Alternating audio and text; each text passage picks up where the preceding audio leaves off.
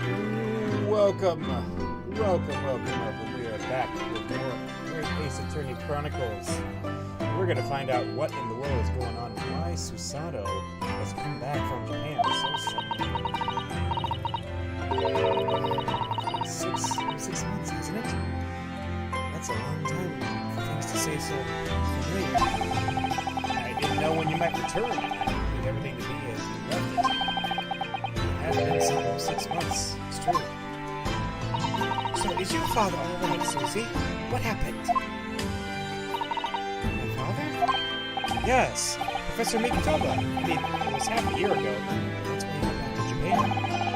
Because of the telegram you received saying he'd fallen ill with a high fever for some unknown reason. That's right. So I was surprised to learn you'd be coming back so soon. Surprised, but happy. I think I wrote about it in my letter to you, that it was on a trip. You mean the letter Iris threw away? Is that one? So it'd be a surprise? My father is in fine health, and I'm obviously very relieved about that. Well, we're all delighted to have you back. It was quite by accident that I've been able to return to Europe, actually. It was because of a very grand conference called the International Forensic Science Symposium. Hey, that was something that was mentioned before, wasn't it? International Forensic, the same symposium Lord Strongheart mentioned. Oh, that's right, he did mention it. Anyway, I've arrived safe and sound. All that matters is that I'm here now. After all, I haven't yet fulfilled my promise to you, Iris. Oh! Just tell us everything that happened while you were back in Japan. Yes, of course, I shall. And there's one other thing. Something you wrote in your letter that particularly grabbed my attention. About you-know-who. About Kazuma. I know. I'll tell you all that I can. Okay. Hey, you want to look at my armband? You're taking good care of that armband, I see. I'm so pleased. Well, yes, it feels like I wouldn't be me, but I didn't know how, to be honest. Oh dear, there seems to be a thread coming loose just there. Look. I'd be only too happy to forbid it for you, Sonora. Oh, well, thank you. I must have scraped it against something again. I'm always doing that. Then take better care of it, please. So well, it's a little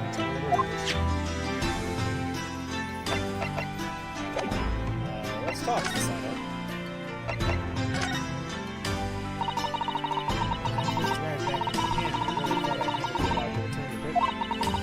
Curiously, after that awful trial of the Supreme Court, Father's mood changed entirely. Awful trial? Oh yes, for the murder of Giselle Brett.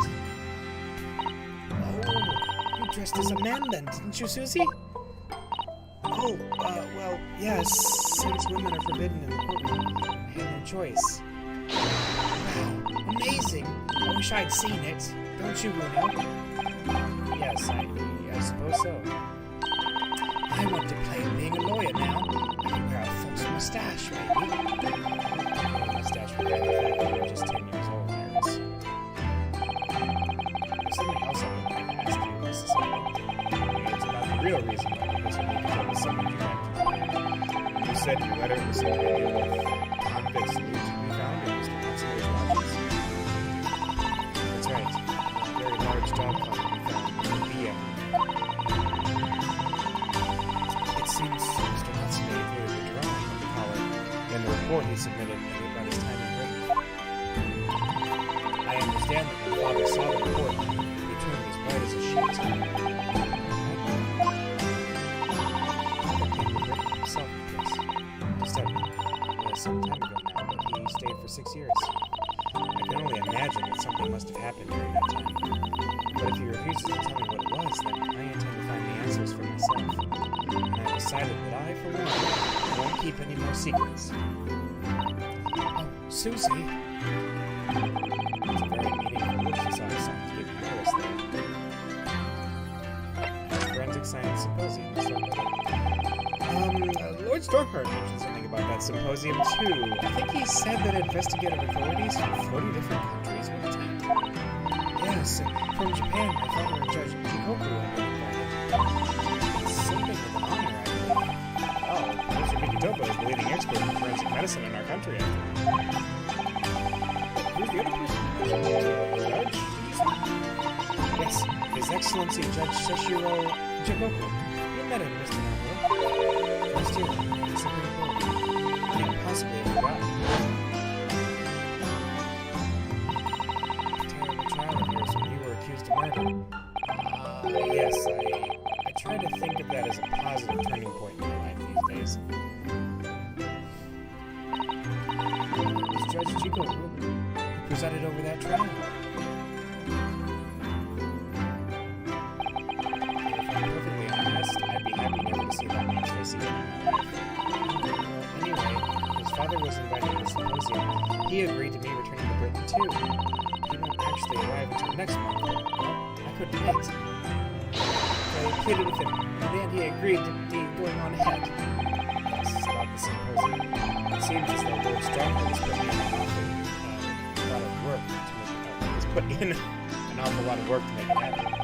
It's obviously very important. I believe it is, yes. As I understand it, Lord Stronghold organized the entire event himself. I think he's hoping that by achieving exceptional results, he'll get the job of Attorney General. He's hoping to use his power to create the world's finest policing institution. That's what Father said anyway. Apparently, it's Lord Strongheart's lifelong ambition. Does Professor make the job of Lord Strongheart personally? Actually, Lord Strongheart gave me a long speech all about this very subject only yesterday. Yeah, that's right. It was a very long speech. But I sort of lost the will to live early on and didn't really listen to much. Talk about Giselle Brett. Giselle Brett, a woman whose unforgivable actions ended in me being wrongly accused of a crime I didn't commit. The murder of Dr. John H. Wilson. Yes, Giselle Brett. That's a name I won't forget for as long as I live. The extraordinary thing is, though, it seems it's a name we should all forget. Sorry? Since the incident, our government's intelligence service has been investigating Miss Brett. But it turns out that an Englishwoman by the name of Giselle Brett didn't actually exist. Didn't exist? But how can that be? It was a pseudonym. Her real name was Shin. And she wasn't a visiting student either. That was a front. Front? Who on earth was she? Miss A. Shin? Miss A. Shin? Her name is literally all our intelligence services have been able to ascertain. Wait a second. Her name's not Asa? Is her first name Asa? Asa Shin? Assassin? Is she an assassin?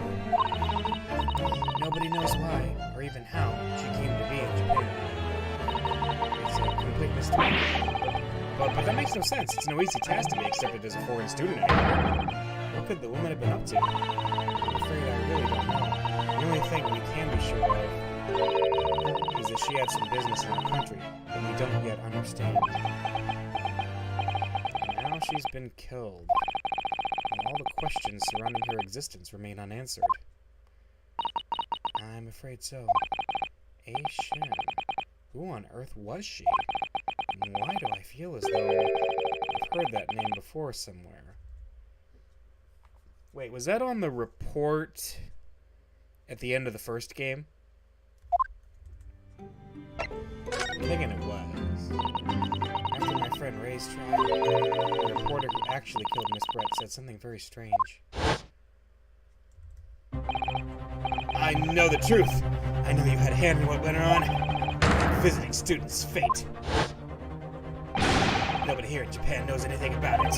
They don't know that the guy never made it to England, that he died on that steamship, and that he'll never. Obviously, I couldn't ask him to elaborate at the time.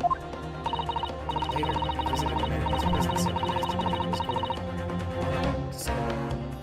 what he was going to say about Cosmo-san. What did you learn? After he died on a voyage to Great Britain, his body should have been laden and imported from past and in the care of the consulate staff there. Should have been? It turns out that his body never arrived. disappeared. What? Kazuma's body vanished? Our government tried to cover the fact up, it seems. They erected a grave on the cliffs by our hometown. Except, Kazuma-sama isn't there. Did Professor Mikitoba know about this? Yes, it would seem that he did. But he didn't tell me. I'm still investigating what happened to Kazuma-sama's body as we speak. I just don't believe it. What is this acute feeling of apprehension I have all of a sudden? It's almost like that masked guy is Kazuma-sama. The Kazuma mystery. Thinking back, some of the things that happened in the SS Korea were definitely strange. I mean, after he died, we never saw his body again, did we?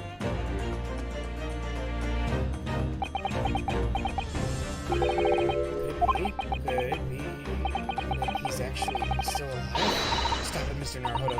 It's too much to bear. I'm sorry. I didn't mean to.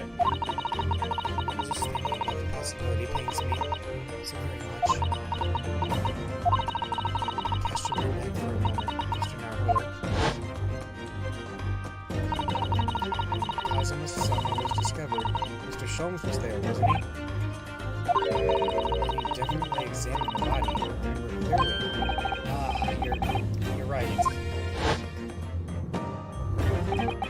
So if Kazuma hadn't actually been dead at all, it would mean Mr. Sholmes had lied to us. But there's no reason why he would possibly have done that. I suppose that's true, yes. The idea that he might still be alive somewhere. It wants to fill me with hope, but I can't let it. Because if it turned out not to be true, then I'd be back at the bottom of that awful pit of despair again. I'm terrified of what that might do to me. Oh, Miss Sasato. I know she's given the idea the thought it deserves. It's Sasato-san we're talking about after all, so I probably shouldn't push it now. Okay, Sasato-san. Are we... Is there anything else to talk about?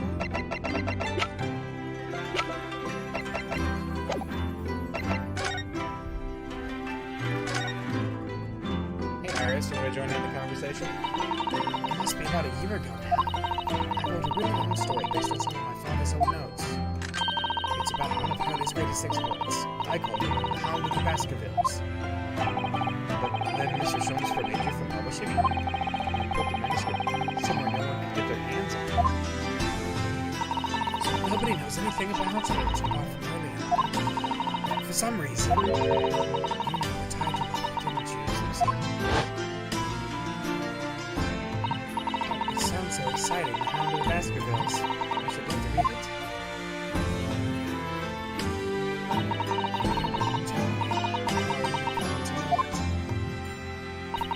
Yes, but I made you a promise that I would explain one day, didn't I?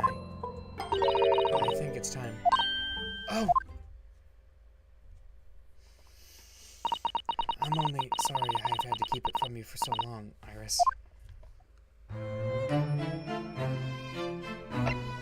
Oh, this is a new song. It was completely by accident when I came to know the title of your manuscript is. It was a short while before we left Japan. I was cleaning Father's study, and I saw something on his writing desk. A large box of papers. There was a label affixed to the box that was written in English. It read, The Hound of the Baskervilles. What? My Baskerville story? Of course, I had no idea what it was at the time. My father came in, and... Sasato, what are you doing? Oh, Father. Did you look at those papers? No, I simply read the label, that's all. Well, put it out of your mind. Sorry? Forget that you ever saw it, and certainly don't tell anybody else about this. Do you understand? But what was Iris's manuscript doing in Japan? I have no idea. But when I heard Iris mention the word Baskerville that day, The title just slipped out. I would never have guessed that it was an unpublished account of one of Mr. Sholmes' exploits.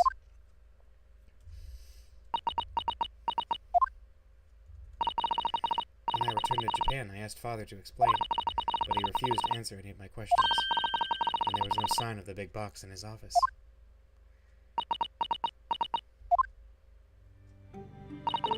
That's really all I know about it. I have no doubt that Father has a very good reason for being so secretive about it, but still. I made up my mind to explain myself to both of them.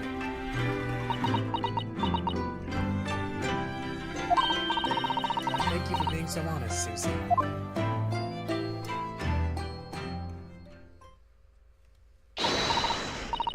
So, Mr. Naruhodo, I'm ready to start investigating if you are. I've committed every detail about the case to memory. And Iris has told me about the disturbing happenings at the Waxbrick Museum as well. So you're fully abreast of the situation already, Mrs. Sutton. I had expected nothing less, to be honest. I would think our first port of call should be to investigate this Mr. Drebin, the engineer responsible for building the elaborate machine that was used to effect this extraordinary trick. Yes, conjurer, so that's what it sounded like. Well known in the fields of science and magic. Then we need to go and arrest him. Well, yes. He must know the truth behind this case, so I really do need to find him now. It sounds like it's a case of tracking someone down. Which is a job for the police, or a great detective. Are we supposed to guess who she might be? We don't have much time, so we need to get started straight away, I think. Good idea. Well, best of luck then. Oh, you're not coming today? I'm going to Brixton Road shortly for the herb market. Let me know later how you got on, won't you?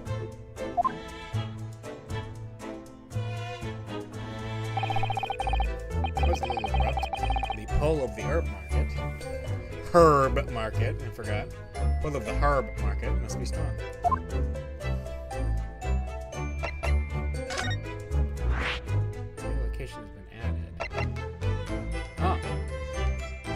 Go talk to Lord Stormheart, I guess. And we go to Mast and Tuscals. We have a lot of places we can go. What do we do, Susato? Do you know? I honestly thought I might never have the opportunity to return to Great Britain. Yes, actually, you said that. You said that a minute ago. And certainly not so soon. It's funny. For the past 6 months, I haven't been able to work in court. Meanwhile, you've been raising a storm as a great court adjudicator back in Japan. Please, Mr. Naruhodo, I may have been dressed as a man, but it was a very reserved performance. So what your father said in his letter about a Ryutaro takedown is reserved? Anyway, I'm back here in this great capital. I'm ready to assist you again, any way I can. Thank you, Mr. Sato. It's my pleasure, Mr. Naruhodo. Alrighty.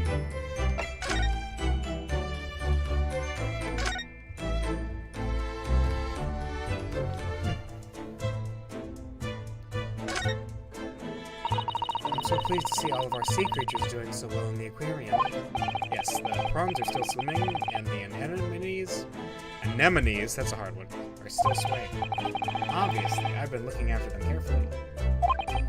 At first I used to drool whenever I looked at those juicy prawns, but not anymore.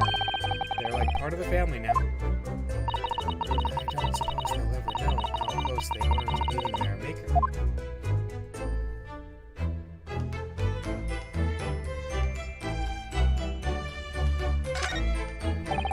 You see, I've been keeping my desk beautifully covered in papers as always.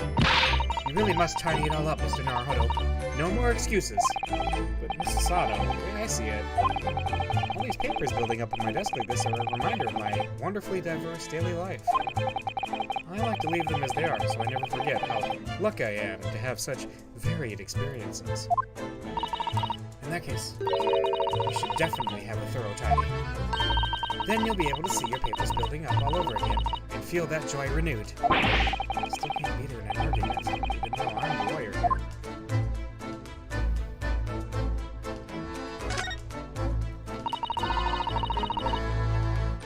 That was when I left London, wasn't it? I had the same photograph on display in my room at home in Japan, you know?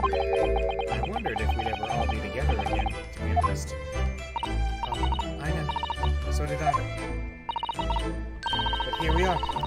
sure there's a reason we've been brought back together. I can't deny that having Sasato-san back again makes me feel as though fate has something big in store for us.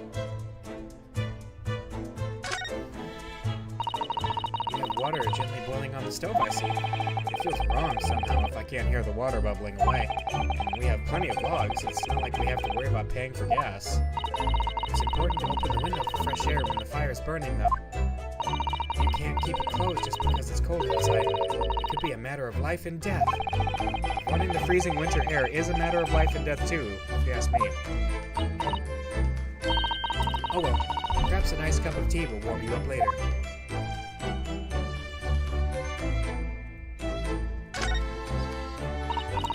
I'm so looking forward to making you some tea again, Mr. Naruhodo. Which you'd think I wouldn't like, given that I'm not keen on bitter flavors, but it is Sasato-san's tea. And it's amazing what a little cake or something on the side can do. I would dearly love to serve you some sort of Japanese sweet beside your matcha green tea. But I suppose that's simply not possible given how long we've been staying here in London. Well, I do like the little chocolates you put with my tea. They go wonderful. Oh, Mr. Naruhodo, you would, wouldn't you? It gives me a warm glow inside for some reason.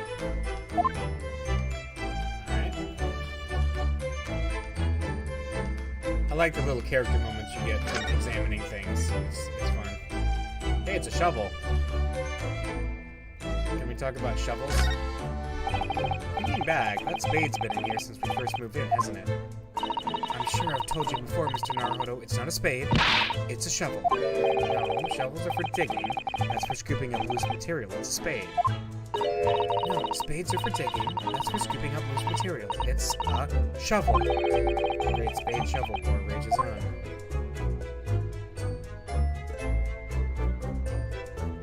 Alright.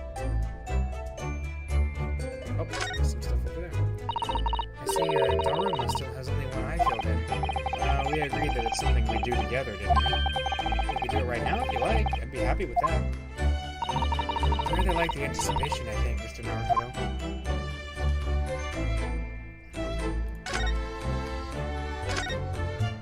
I left your desk completely untouched, Mrs. Sato, so it will be ready for you whenever you return. It's beautifully clean. There isn't a speck of dust on it anywhere. You've been cleaning in my absence, Mr. Naruhodo. Whatever next? Well, I couldn't allow my great assistant to sit there gathering dust, could I? It really is exactly as it was when I left. I'm so touched. But sadly, your desk is also exactly as it was too. Well, that's how it should be after all. Oh dear, I've forgotten how that clean cut smile can be so disarming. Alright. I think we've seen everything. Oh wait, what's this? Your room through there should be exactly as you left it. I've still never been inside. I've never been invited. Of course not. Only Iris is allowed in my room. No doubt I'll be hearing you two giggling away in there again, then. Alright. That's right. Only I am in that room. Only I, the great Iris. Let's go to Sholmes' suite. 23rd of October, Sholmes' suite. Let's see, where's Iris at? Where's she at? Oh, that's right, she's actually gone, isn't she?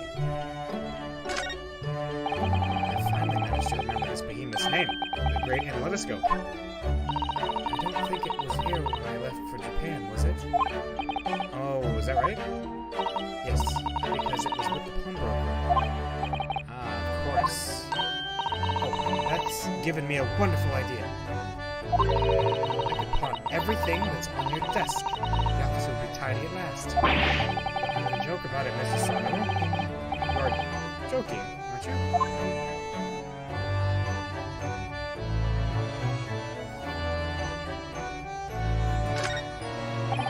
There's all sorts on these shelves. Chemistry apparatus, books, papers, and lots of things I've never seen before.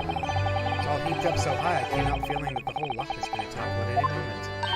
It looks as though it might topple, and yet it doesn't. The epitome of Mr. Sholmes' brilliance. I don't get it.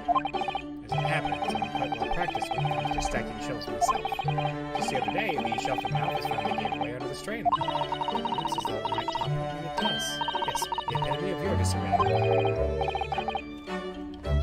I really don't get it.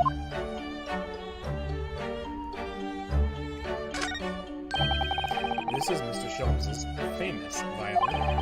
One he found being sold for a song at a pawnbroker. What's it called again? A Shody something?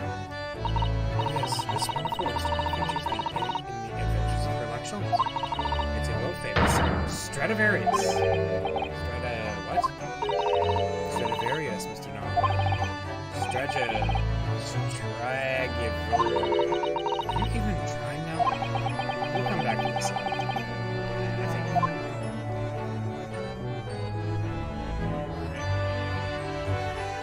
I think that's everything we can look at at Sholmes' side of things. My eye is always drawn to this big little chest that Mr. Sholmes and Iris use as a coffee table. Isn't it where Iris keeps her very important papers? It is, so you'd think that they treat it with more care, really. But the other day I saw Mr. Sholmes kick it. Oh no! I suppose something must have been frustrating him. I'm ashamed to mistreat the furniture, though. Was it damaged? The chest was fine, but Mr. Sholmes was doubled up on the floor for almost 10 minutes. Oh dear, that was a painful tale.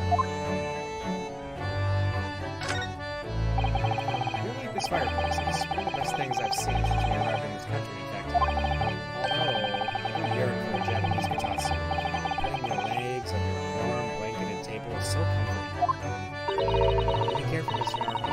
Mistakenly put your feet into the fire, will you? You'll suffer terrible burns, you know. I worry sometimes about this Asano-san sees me.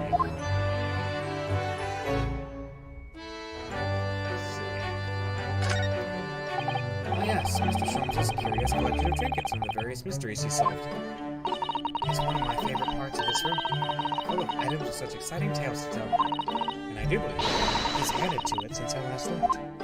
Now, there's a mysterious pince-nez, a mysterious little box, a mysterious horseshoe, a mysterious biscuit. I think the last one might just be one of Iris's unfinished snacks.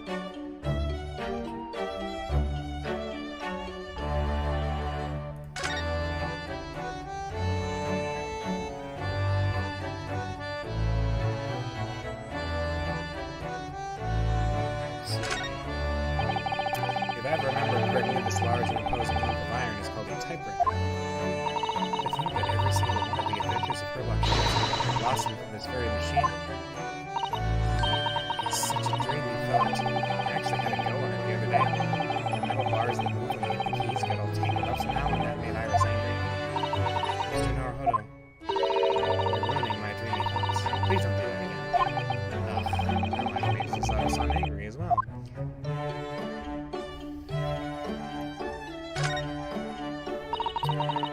Iris's wonderful collection of medicines, potions, and chemicals. Just look at all the little bottles she squeezed onto the shelves. Yep, and there are charming little ribbons tied around the bottles, too. But the labels aren't quite so charming, are they? This one here reads deadly poison. Oh, I've been so excited about the idea of helping Iris with her experiments, you know? Just try to avoid any bottles labeled deadly poison or highly explosive. Blackboard is where Iris scribbles down her latest ideas, isn't it? Let's see. Oh, she seems to have drawn a lot of little stick figures all lined up. Look. Cheap apples at the market, is what all of them say. What? The little figures can speak? The questions will be answered if we read this month's Science magazine. So I'm the only one who can't make any sense of this.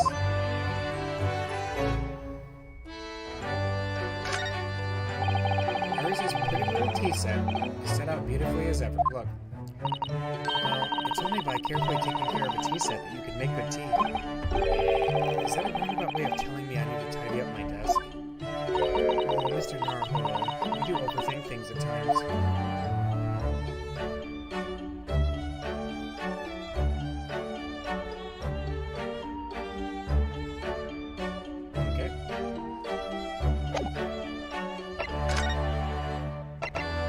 Let's go to the Lord Chief Justice's office. Who's that? 23rd October, British Supreme Court, Lord Chief Justice's office. Oh, who's that sitting beside Lord Strongheart?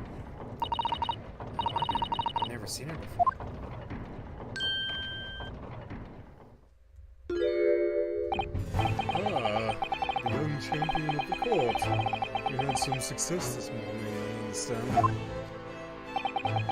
You've thrown the entire government into disarray as a result. Oh! You mean because of Professor Hairbrain's experiment?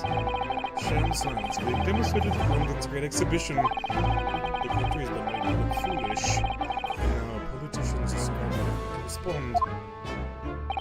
Lord Von Sykes is in Whitehall as we speak, giving an emergency briefing. Oh dear. I didn't mean to cause any trouble. None of this is your responsibility. The government is entirely to blame and taken ill. The special dispensation of the defense investigation at the scene will be annulled later today. It's not happens. The forensic investigation team will nothing to deal with that scrap metal. Scrap metal now, is it? Until later then, Lord Strongheart. Yes, thank you. Yeah, who are you? You're suspicious. Who was that? That was Dr. Courtney Scythe, Scotland Yard's esteemed chief coroner. She's leading the forensic investigation team's handling of this case. She was just delivering a report about the victim, in fact. Oh, I see. About Mr. Assman. Following the outcome of the trial earlier, we asked the coroner's office to reevaluate its findings. I don't have time to tell you what she concluded. If you want to know, you'll have to ask her directly. You can find her in the forensics laboratory. Right. Now, what were you here to see me about? I can give you 7 minutes and 39 seconds of my time. So he's not running quite so spectacularly anymore. Alright, let's talk about the forensic investigation team. What exactly is the forensic investigation team that you mentioned before? The British Empire's police force must become the most exemplary in the world. For that to happen, it's imperative that we embrace forensic science and everything it has to offer. I first created the forensic investigation team a year ago now. Unofficially, of course, to pave the way. Goodness, a year ago? At next month's symposium, I intend to present the results of their work to the world. As I do that, I also want to Congress to oppose the creation of a full-scale forensics division. Once that happens, the position of Attorney General and criminals will suffer dearly. For too long, those scoundrels have made a mockery of our legal system with false evidence and bribes. The London scum is likely rounded up and burnt in the fires of hell. I intend to see it to it personally. By creating the finest police force the world has ever known to protect our honor and our future. Those eyes, he means every word. Dr. Scythe is an extremely reliable coroner. When I officially established the forensic division at Scotland Yard, she will run it as my right-hand woman. Now then, speaking of the symposium, Miss Mikatobi. Yes, my lord? Your father should be on the high seas as we speak, making his way here to represent the Empire of Japan. Yes, that's right. I understand he will arrive at the beginning of next month. Are you acquainted, Lord Starhawk? With Professor Mikatobi? It was many years ago now, but yes. I remember Dr. Mikatobi very well.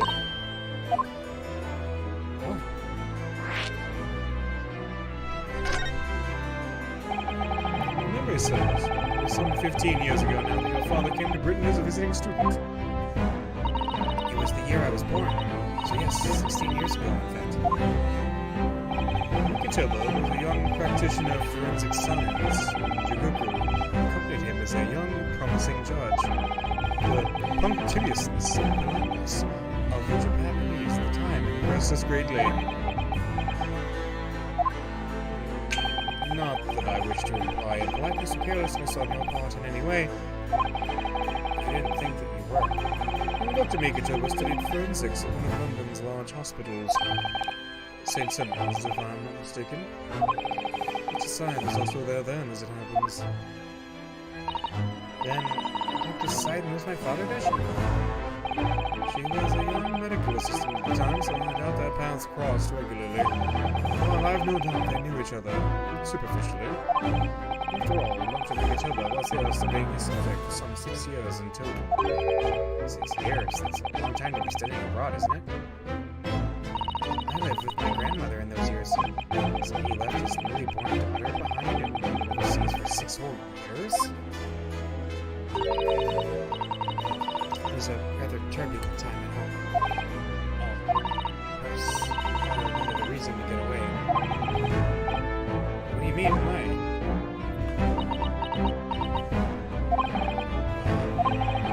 Clearly something was going on at the time.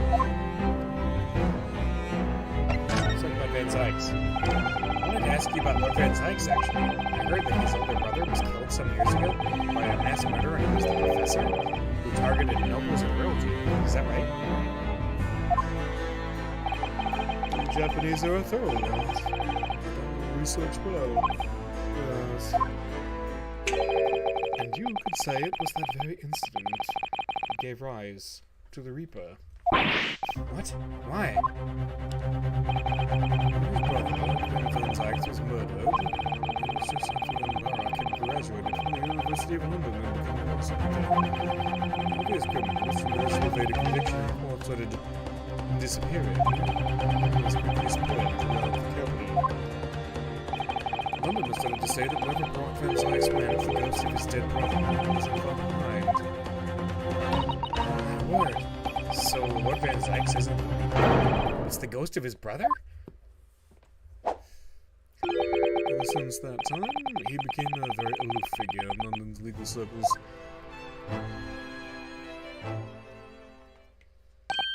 Oh yes, Lord Strongheart. Go ahead. It's about Professor Harebrain's experimental machine. We'd like your permission to examine the remains, if possible. Are you well versed in science, then? Not in the slightest. In fact, you could say I was barely aware of the subject at all until recently. Well, the special dispensation legally preventing investigation of the machine is currently being annulled. Within a few hours, Dr. Science team of forensic experts will begin their own investigation. And I suppose until then, there's no harm in you looking at the wreckage, as long as you touch nothing. Thank you. Being able to look at it is better than nothing. And I'll be able to see it too. Your time is up. You'll have to excuse me now, I'm afraid. My next engagement calls. We are extremely sorry to have troubled you when you are so busy, my lord. I have important matters to attend to in preparation for the symposium, you understand? Alright. Look at that big chair. Just sitting behind that desk must make you feel so important, don't you think? Would you like to have an office like this, Mr. Naruhodo? With such a grand desk? Who, me? No, I don't think so. Oh? Well, imagine if you suddenly found yourself needing a toilet. You'd have so far to go. Oh, he's thinking practically. I like that. How true. Perhaps the important people who work in ostentatious offices like this haven't considered such things. I'm going to take that as a compliment. These very European suits of armor are still glaring at each other across the carpet, I see. In a way, they feel like guardians of the Lord Chief Justice's office. I suppose. They're rather like the lion dogs that guard shrines in Japan, aren't they? Aren't they a bit too human to be called lion dogs? Did you know that it's a dream of mine to keep 2 cats one day? I feel as though we've gone off on a bit of a tangent, don't you? Hey, you know somebody who likes cats. He's gonna write a book about a cat. Oh, I can't wait to write a book about a cat! You couldn't read all of these books even if you were reincarnated 6 times over as a bookworm. And Lord Strongheart really read all of these. Thinking about it, Father's study is full of books that look as though they've never been read too. Really? Peddlers of books are forever pushing their wares on him, you see. And I think he's just too kind-hearted to refuse them. There is a phrase for that in Britain. People would say, they saw him coming. It makes me wonder if perhaps the vast number of books on the shelves in here are a sign of Lord Strongheart's overwhelming kind-heartedness. I'm not sure you could afford to have a kind heart if you had to keep Lord Van Zykes in mind, could you?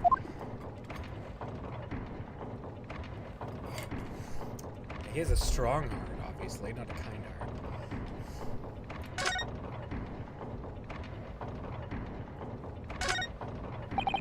As ever, the enormous clock is diligently maintaining its rhythmical tick-tock today. Watching machinery at work can be quite mesmerizing, can't it? Ironically, you can completely forget the time. What I particularly enjoy is watching the enormous wheels of a steam locomotive turning. When I was a little girl, grandmother often used to take me to watch the railway engines, you know? It's an open fire for me. I'd sit and watch the flames for hours. Mr. Naruto, you can install one in the office. An enormous wheel, turned by an enormous steam engine. Perhaps we could start with a simple fireplace? Alright, now we're gonna head off. A new location has been added. What is it, the forensics lab? Okay. In the basement of St. Sinner's Hospital. Interesting. Can we go to the prison? Is there anything worth doing here? What the heck? 23rd of October, local prison, cell 11. What is he writing on there? What's he doing? He's... oh my. The whole wall of the cell is covered in mathematical equations. And he's still writing more now. Professor, sorry to interrupt. Mr. Naruhodo. Who is this young lady? My name is Sato Mikitoba. I'm Naruhodo's judicial assistant. It's a pleasure to meet you, Professor. Oh, if only I'd met a refined young woman like you sooner. None of this would have happened. No, that's not logical. That makes no sense at all. Dear, sorry if my presence here upsets you. I owe you an apology too, Professor. I didn't manage to deliver what I promised you I would in court this morning. Oh no. No. The whole thing. The whole miserable affair. It all happened because I've been such a complete and utter clot. Professor Harebrain, what have you been working on in your cell? Oh, haha, you mean that? Oh dear, how embarrassing. I was suddenly struck by an idea, you see, and I simply had to write it down. That was all I had to hand. Oh, is it some new hypothesis? Something to surpass super high voltage and instantaneous kinesis, maybe? Yes, that's right. I'm building a weapon. A weapon to surpass Metal Gear. He didn't actually say that. No, actually, this is my autobiography. Autobiography? How was I diddled and fiddled by Albert Harebrain? I found I could represent my unfortunately odd numbers in an ambitious set of simultaneous equations. Really? I'm gonna have to pay back all the loans I took for the kinesis machine, you see? So it's gonna be a new serial publication for next month, part 1. An odd birth, an odd upbringing. You can't beat the man's optimism, that's for sure. I see, well, for now, would you mind if we talked a little more about the case? Oh, yes, of course. I've been working through the numbers. I was diddled, I was fiddled, by the pair of them. By that aloof engineer, Drebber. We're not going to have to sit through an explanation of all his equations, are we?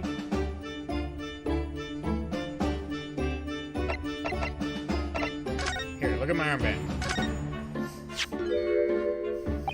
Ah, fascinating, yes. In Japan, where I come from, it's a symbol of a defense lawyer. Wearing it is very bracing, I find.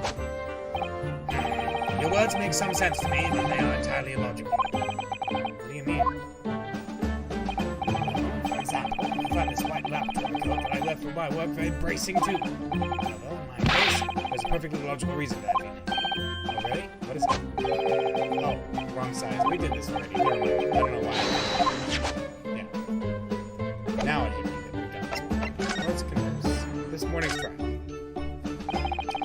Everything I believed in has been turned on its head. My research, Mr. Assman, the kinesis machine, my hypothesis even. I'm sorry it's come to this. There was really no other way. No, it's not your fault. I wanted to protect my work, but in the end, there was nothing worth protecting. intention to deceive anyone. I didn't want to trick the public.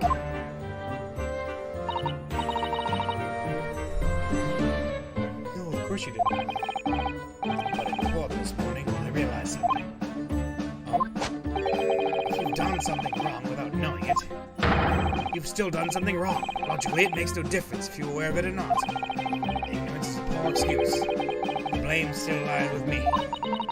Professor, he believed in me this morning, you know. Barak did. He believed in my hypothesis. Well, I think which is a necessary factor in the prosecution establishing its case. No, Barak wouldn't do something like that. I'm sure he genuinely believed it. Did he? I think I understand now why it was that he decided to take on the prosecution in my trial. I mean, okay, that's Ike's motivation. After the terrible accident happened, I didn't believe in my hypothesis anymore. Not the police, not the prosecution service, not any lawyers even. I feel like I dealt some kind of finishing blow. So if any other prosecutor had taken the case, it was anyone other than Barak. I'm sure the prosecution would have declared my hypothesis a complete and utter nonsense. In that case, you would have been declared a fraud yourself, Professor. Exactly, which would have been a fate worse than death for me. But Barak insisted that I was a proper man of science from start to finish. You think that's why he... I know him very well indeed. He's an extremely kind-hearted soul. Extremely kind-hearted soul spent all morning trying to paint you as a murderer, didn't he?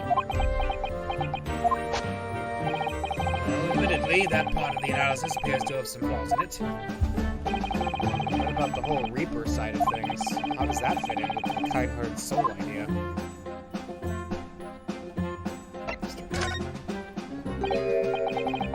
Do you think he set out to trick me from the very start? I'm sorry to say that does seem like yes. When I first met him, he introduced himself as a wealthy financier. He looked over the paper I'd written, said my work would benefit all humanity and must be pursued. He was so enthused, he was so empathetic. Emphatic, but in reality, he was the mastermind of some vast criminal network, it seems. I still can't believe it. The machine was essentially a set of decoration for some stage magic. It probably didn't require a large amount of investment, actually. The scheme of it wasn't just some small trick. It was a very elaborate feat of deception. All young scientists are full of hope about their burgeoning ideas, full of zeal. None of us have any money. We want to do research, but we can't afford it. Many of us take on pretty part-time work to try to earn just a few measly pennies to carry on. We go through all of that. We take it for a complete fool. It's too rotten to believe. It is, I agree. And that's why we have to find those responsible and bring them to justice. Mr. Osmond is no more, of course, which leaves it only the engineer. Mr. Enoch Drebber. Yeah, let's talk about Drebber the engineer. Is he an engineer or a magician or a swindler? It was about a year ago when Mr. Asselman first brought Drebber to meet me in my laboratory. Since then, I've met him many times to discuss details about the kinesis machine. But at no point did you have any inkling that he was just an illusionist? Oh, he definitely wasn't just an illusionist. What do you mean? He was a wealth of deep scientific knowledge. No question, the man's a genuine scientist. It's instant, apparent in conversation. I see. But the wretched man deceived you, Professor. It's unforgivable. We must do everything we can to find him and bring him to justice. Are there no more clues you can give us as to his whereabouts? I'm sorry, we only ever discussed the kinesis machine, nothing else. Although, just once, I did visit his workshop. What workshop? Drebber's enormous fabrication laboratory where he constructed my great machine. Why didn't you mention this before? Enoch Drebber's workshop. There's every chance we might find the man there.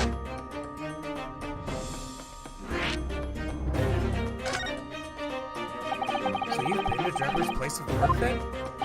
Yes, just once, you understand? It was an enormous place. Plenty of room to construct the kinesis machine. Where can we find it?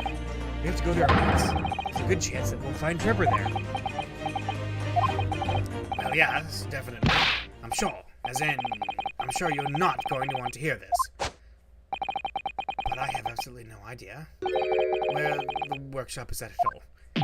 I'm so sorry. I was more than half expecting that. You see, I was blindfolded from the carriage the entire way there.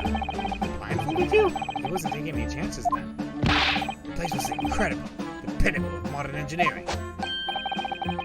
Even the oil he used is the very best. A special French machine oil that's impossible to obtain in Britain.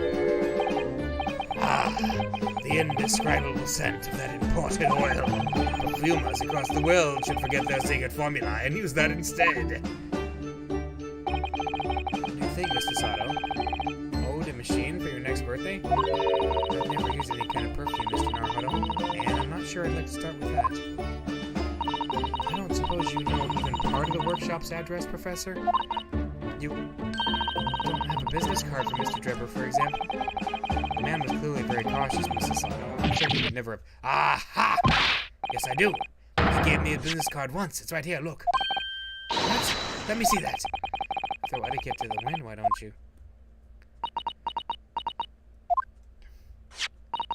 Enoch Drebber, engineer. I'm afraid that's all it says. There's no address. No. Oh well. Can't say I'm surprised. Still, this could be useful. Drebber's card has been entered into the court record. Can we look at it? I think we're done talking to you for now. Enoch Drebber. Wait. What's this? This dark smudge here. I think perhaps it's machinery. Ah, yes, possibly. Professor Hairbrain mentioned something about the oil Mr. Drebber uses, didn't he? He said it was specially imported, very high-quality oil that's impossible to obtain in Britain. Yes, that's right. And more importantly, it's more fragrant than the finest perfume, so excuse me a moment. It doesn't appear to have any scent at all. Don't worry, I expect it just because there's such a tiny amount here. There is a smear of machine oil, so that's good to have that updated. But, wait a minute, what is this? Is this like a plus and a minus? It kind of looks like it. Anyway. Professor Hairbrain, what do you make of this? It's just, we need to prove my hypothesis, isn't it? No, it's nothing to do with your hypothesis, actually. And take it away, I don't want to be bothered with anything that doesn't assist my science. Alright, keep your abundant hair on.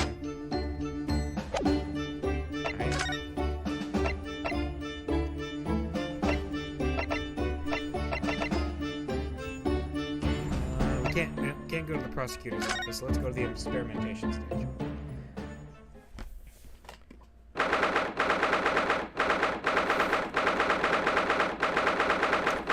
October, the Great Exhibition Grounds, foot of the Crystal Tower.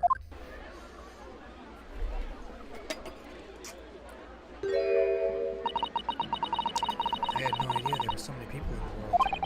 I know what you mean. It's really packed here today. It feels as though it's taken us 2 hours to make our way through the crowds at this point. Is it? I shut my brain down, so I didn't really notice, to be honest. Gosh, I do wish I had your absence of mind sometimes, Mr. Naruto. There you are. I had a feeling you lot would show up your mugs before long. Uh-huh, am I right? Oh, wrong Inspector. Oh, Inspector Gregson. I see you're hard at work, as usual. Warm greetings to you. I do hope you don't get well since that's been there. So the ceremony is so much better in court this morning. Oh, now you sunshine, the gentlewoman so loyally at your side. Oh, why, thank you, Inspector. How good of you to notice. It might be a bit rough around the edges, but still a proper question. I suppose. As you probably guessed, we were hoping to investigate the scene some more. Right, well, that's the young trainees don't mind. Oi, get over here, Jaina.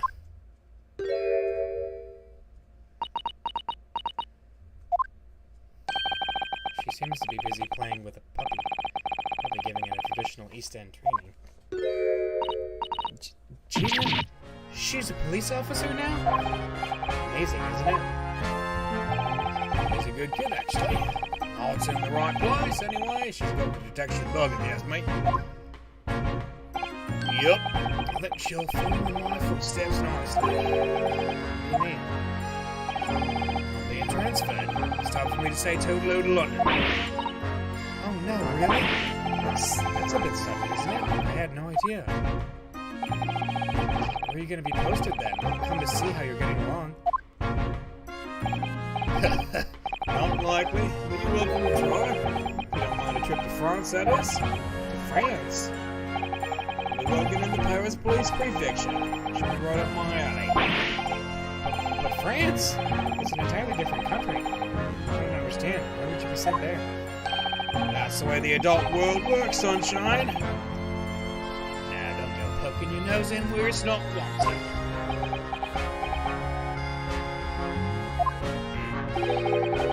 Take the kid with me when I go. What? Taking Gina to Paris? Why, I can't live here in London. Who knows what I'd become of her? I suppose he's worried she'd slip back in, slipping her hands into people's pockets and purses. I don't think he's worried about pickpocketing, Mr. Narco. I think he's worried about the reaper. Oh, of course. That's playing on his reputation minds too, is it? Right, I haven't mentioned any of this to Gina. So don't go blabbing. You hear me? No, of course not. I've got to keep that diving diva safe and sound. Until this is over, at least. Boy, you just call me a blooming diving diva again? So you weren't that, did you? Alright, well, any questions about the scene, you can put them to my capable detective diva here. Alright, you heard the boss. Inspector Lestrade's in charge here now. I suppose I better keep my word and not mention anything else. So, Gina, got a new dog, have you? Isn't he great? Toby's his name.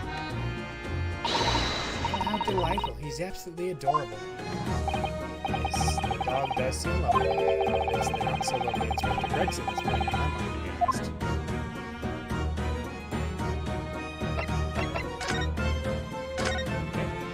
Okay. With a badge. Alright. Let's do it. Yeah. Wait. Did that update something?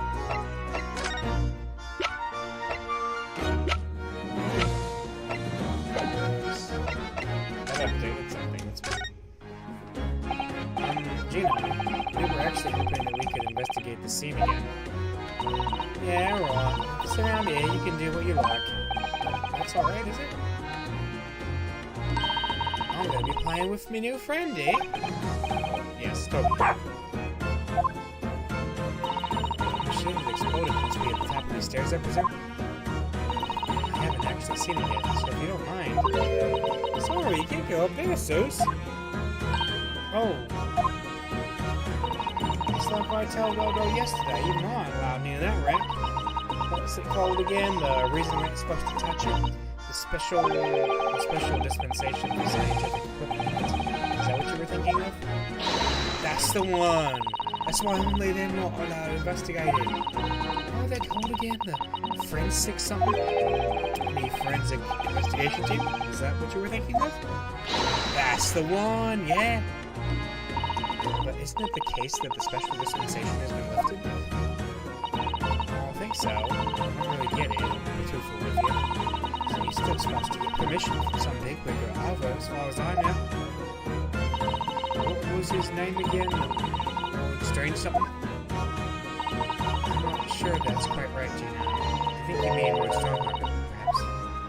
That's the one! Yeah! Apparently he's always watching the time or something. Actually, we just recently been to see Lord Stormheart. Hey, you what? You met him? Last time the boss was called to go and see him. He waited for 3 hours at the club's office and came back snipping. Tragic. Lord Lord Stormwind has given us permission to examine the scene as long as we touch nothing. Oh yeah? Honestly. Alright then, go ahead. What if it turns out you're lying? You're gonna be the boss of this, and he'll never eat another chip again in his life. So, you're still saying all this is above board, are you? I'm sure everything will be fine. It really would be tragic. Alright then, them's the stairs. Off you go. Thank you, Gina. Let's talk about today's trial. It was great, wasn't it? Not a right laugh. It was a new one on me, that. You know, meaning, spending the whole time worrying about to be found out. You did keep an awful lot of secrets in all your previous court appearances, didn't you? Yeah, you know, those made things hard for me every single time and all. Just doing my job, Gina. But watching someone else get it in the neck is a lot of fun, actually. It was amazing when you showed that dodgy professor's dodgy experiment was a total fix. The dodgy professor, as you put it, Gina, is Mr. Naruto's client. Yes, I'm trying to wish he wasn't, though. It's the boss, I feel sorry for. So not to do the impossible? What do you mean? He's supposed to arrest that other cove, ain't you? And in time for tomorrow and all. And now, the dodgy engineer, what was his name again? Mr. Drebber, you mean? Enoch Drebber? That's the one, yeah! So the police are looking for this mysterious man with the black monocle. I guess they would be. It's putting too much on the boss, if you ask me. He says it's giving him a gut-ache. But I do wonder if that isn't actually all the fried food. Let's talk about the engineer's whereabouts. So, Scotland Yard are trying to track down Mr. Enoch Drebber. I wonder if they've had any luck. He's really funny looking. Got 2 eyes without mention. Just tell the glimpse of a picture of him earlier. Man, you didn't actually pinch it enough in. The old devil's going. Sorry, who? Yeah, nah, Scowling Reaper was always plugging down glasses of that blood-red plump. Oh, what event's nice. He's always at it in for me, that count. Don't know what he's always scowling about, man. Probably would have been a pretty good boss as it goes. He'd rather be the Reaper's apprentice than the detective's trainee, the way I see it. The choice is between a chip-guzzling detective and a chalice-guzzling demigod. Equally badly off with both. I suppose you're right. Thought of that one there. Got me put that one to bed. Anyway, the point is, everyone beyond's dead set on funding the fishy engineer. There don't seem to be no clues to go on, so they're stuck. There's nothing that can lead us to Drebber at all. Where did you find that little mutt then, Gina? Oh, wait, don't be so flaming rude, It's not overreaction, don't you think? I ain't no mutt, alright. Tubbies, how did they put it? Oh yeah, bona fide detective.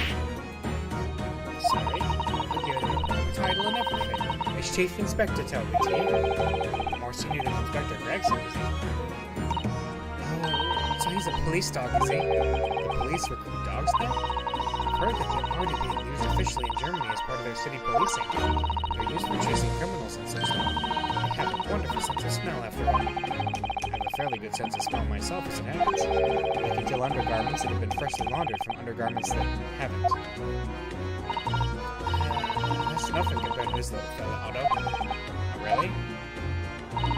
According to what the boss said, once Toby he's got to go with you for your draws. He can chase that set to the other side of the world. What? To the other side of the world? You mean he can swim?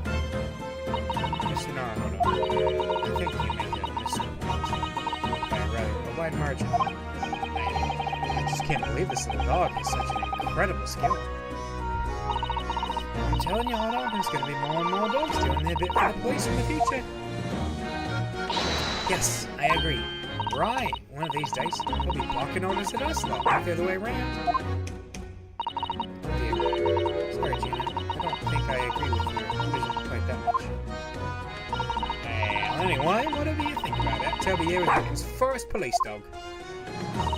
I found him down the East End the other day. Someone had just chucked him into the street. There you go. And knew she'd lifted him from somewhere. Oh, Gina, you're such a kind-hearted soul, aren't you? To children and to animals. Alright. We're done talking to Gina, so let's go up the ladder. Up the stairs. Actually, is there anything else worth looking at? Here's the scorching on the ground that you mentioned. Yes, and there's what flooded the green balloons on. All clear evidence of the balloon that exploded on the day of the incident. Poor Professor Hairbrain. I do feel sorry for him that his dreams have shattered like this. Someone's well and truly burst his bubble, as it were. Ouch. I am a bad person.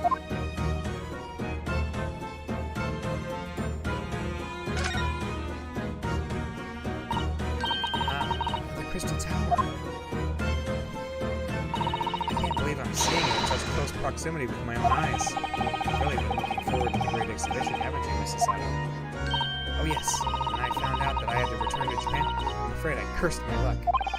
But here you are, back in London, gazing up at the magnificent tower. Perhaps I was wrong to curse my luck so harshly.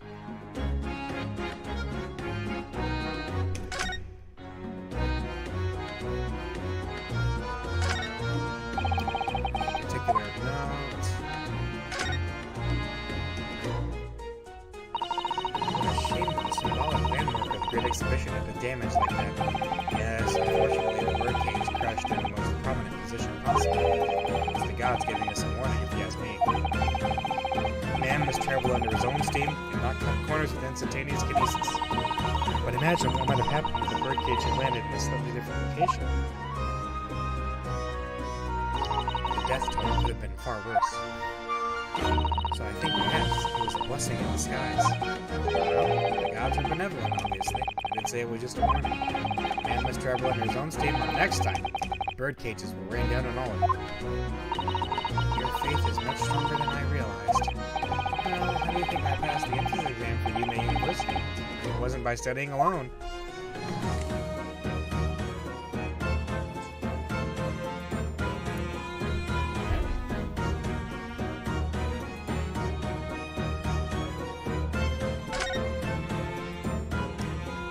I think we've seen everything there's to see here, so let's head on up. These stairs lead up to the experimentation stage. Let's go and see what we can find out.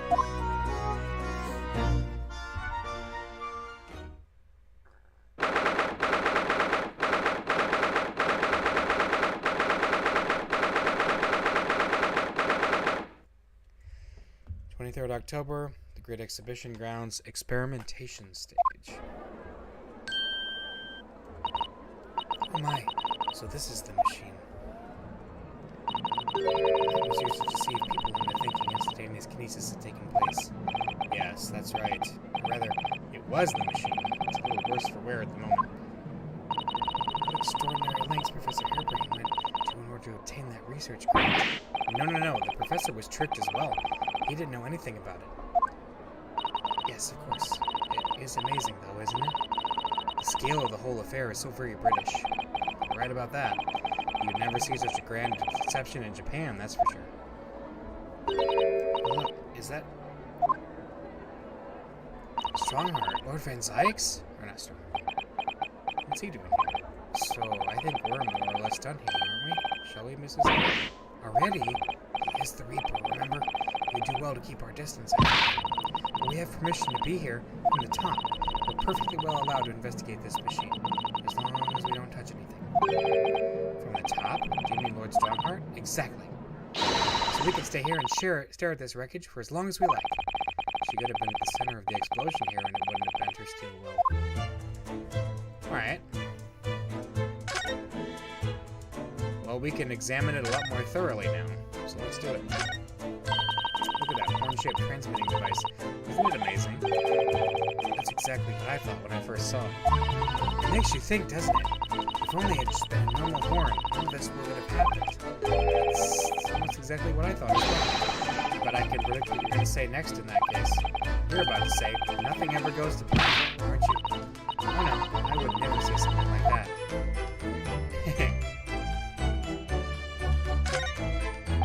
However much I look at them, I just can't come to terms with these towering handballs floating in the sky.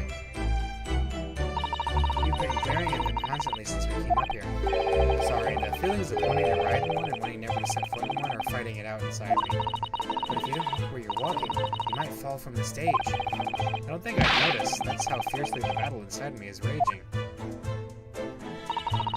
think you should make peace with riding in one, Mr. Naruto. It really would be much safer that way.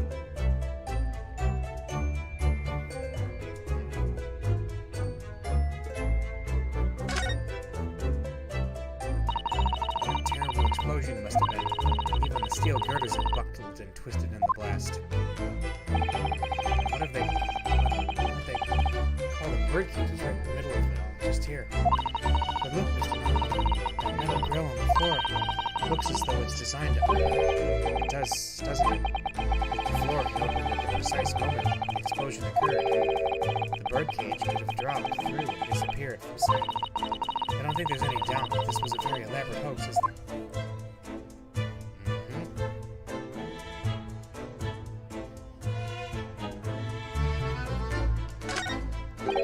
This wasn't here yesterday. If I'm not mistaken, it's the cage in which the victim was standing before he was apparently beamed through the air. That's right, the bird cage, according to what Professor Hairbrain said in court, it's made of wood. More precisely, Japanese cypress, I think. Despite having been an explosion and then falling from a great height, it's relatively unharmed. Wonderfully durable construction, wouldn't you say, Mr. Naruto? I understand that the forensic investigation team had taken it away yesterday to examine it. I suppose they must have brought it back here when they'd finished their work. But sadly, not with the body inside it. No, that's right. I know we were given strict instructions not to touch anything, but still. This is too important a piece of evidence to overlook and might need it for trial. The bird cage from the machine has been entered to the court record. This cage crashed. Is that all we can look at? Oh, we got the Ferris wheel over there. What's this? Oh, listen, considering all this different architecture from all the corners of the world, it does make you feel a bit like an explorer, doesn't it? I know it's all subjective, but the onion-shaped roofs have really caught my attention personally. It is very subjective, isn't it? Japanese buildings with their wood and paper construction have excellent ventilation. And I've realized that British buildings being made from brick and stone are very strong and long-lasting. The more you know about how things are done in other countries, the more you understand your own, I feel like. Oh yes, I do agree with you. But I can't help wondering what onion does for the roof of the building. I mean, I suppose it's playing on my mind because I don't like the taste of onions. You really ought to let your taste in vegetables dictate the taste of roofs, Mr. Naruto. I hear that a ride on the Ferris wheel is a favorite romantic outing among young London couples. I think that romance would be something spoiled by the abject terror of personality, and I'm not a Londoner. Are you a little scared of heights, Mr. Naruto? It's not that I'm scared, not at all. It's just that staying on the ground seems so much safer. Well, perhaps I should have to ask Iris and Mr. Sholmes to accompany on it in that case.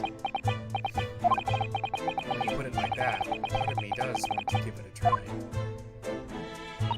Oh dear, it is complicated for you, isn't it?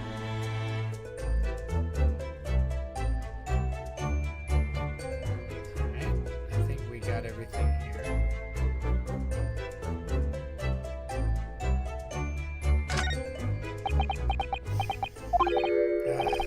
Least approachable man in the world, winner.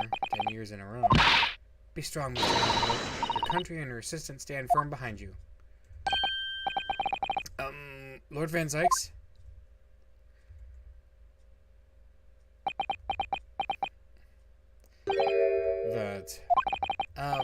Well, beautiful weather we're having, isn't it? I thought I was making it quite clear that I didn't want to be disturbed. Apparently, you Nipponese are unequipped to witness this. Oh, I read them. So, what are you doing here? I think this area is prohibited. Well, the thing is, the Chief Justice Shockmark granted us permission to investigate, on the condition that we didn't disturb anything. And yet you've managed to disturb me. Never mind. Just it's your business then. Come to think of it, there are quite a few things I'd like to ask Lord Van Zykes about. At least it reaches that awful case, even Ask away, Mr. Naruhodo. You won't know unless you try. Let's talk about Drebber first. Are the police trying to locate the engineer, Mr. Drebber, already? Surely that goes without saying. I'm very keen to see him found as well. The trouble is, we don't have much to go on aside from the description of the man we heard report earlier. Which, according to Professor Hairbrain, was of a tall, thin gentleman who had straight white hair and wears a black monocle. So I was just wondering. I realize it's probably not possible, but we very much appreciate any more clues you can give us. Wow, Susanoo-san really knows how to take the bull by the horns. Fine, why not? I have a photograph of the man here for an investigation 10 years ago. Ah. Though it appears he already had that bug monocle at the time.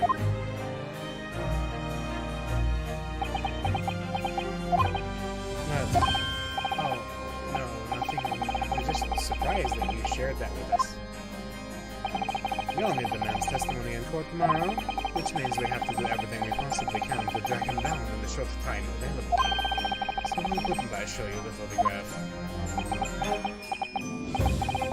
What is it about Lord Van Dyke's? Sometimes I just can't work him out.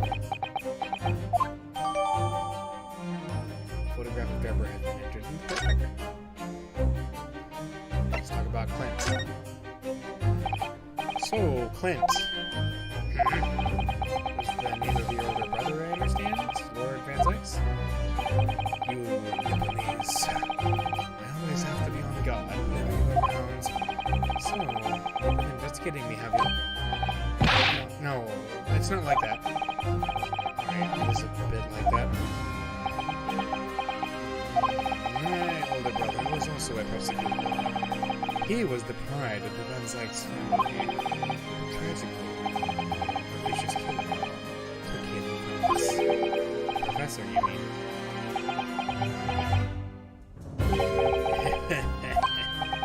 Something funny. That's the extent of what you've discovered, is it? I shouldn't be surprised. Sorry. There's more to it then? Lackluster word. It's very much your trade, isn't it? You two mind. You're going to tar all the Japanese with the same brush next?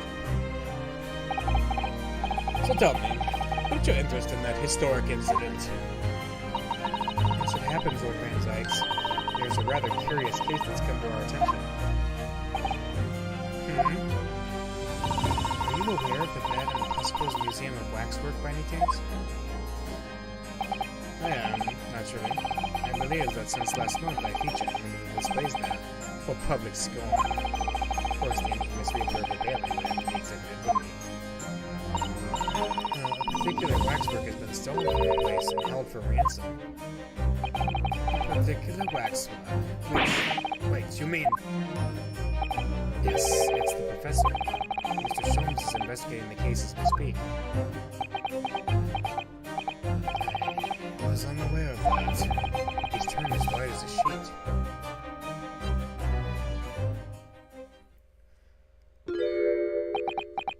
Hey. Ah, the fine I requested for the trial tomorrow. Thank you.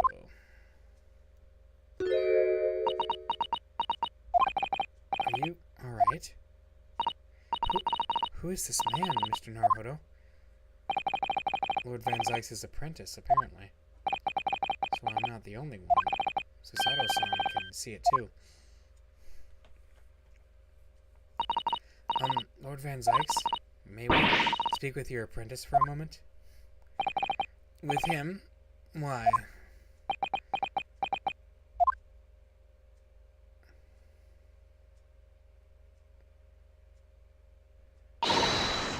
Kazuma-sama!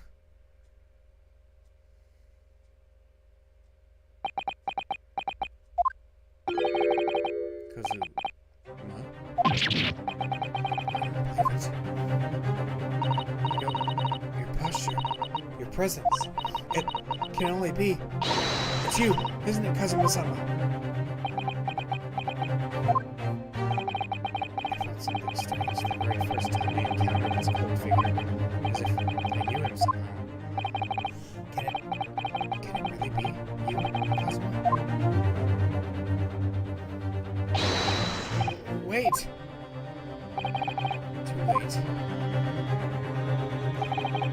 going on here?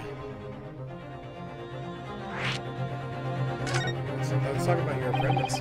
What is your interest in my apprentice exactly? Look as if you know the man or something. Well, since when has he been in your care? I don't recall you having an apprentice before I left Britain 6 months ago. Lord Stronghorn introduced me to him about 3 months ago now, with instructions to mentor him as a prosecutor. But he didn't tell you why, did he? The man appears to be suffering from amnesia. He's forgotten every last detail about himself. He has amnesia? I wondered if it was going to be something like that. Tomorrow, he will appear in court at my side. What? He's to serve as my judicial assistant. On Lord Stronghorn's orders. He'll be in court with us? Now then, unless I'm much mistaken, I believe this conversation has run its course. Oh, yes, thank you. I definitely saw a reaction there. When Susato-san called out like that, it really seemed to hit a nerve. She called out Kazuma-san. Yeah, but why is he wearing a mask?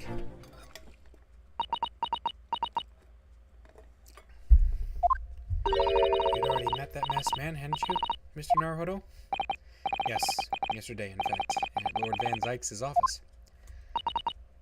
I see. And if Kazuma-sama really is still alive, it means that Mr. Sholmes lied to us. I know. We're gonna need to speak to him about that.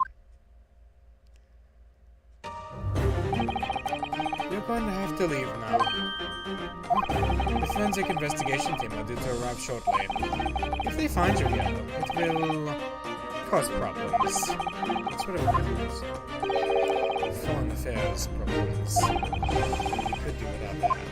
Alright, we'll be on our way. Let's go, Mr. Sato. Of course. Smell you later.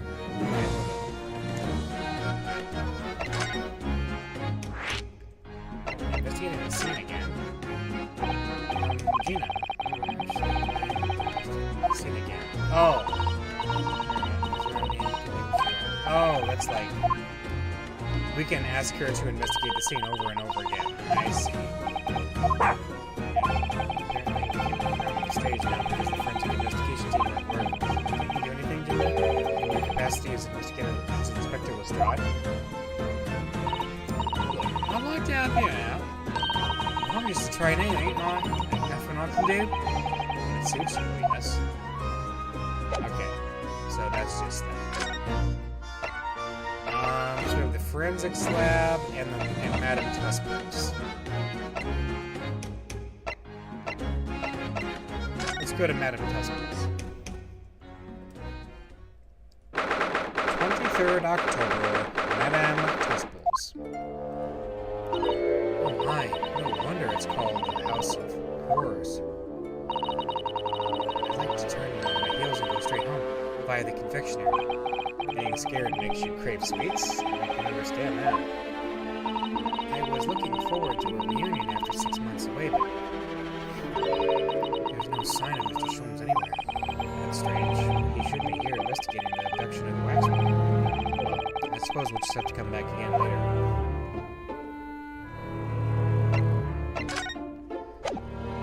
Is there anything else that we can look at?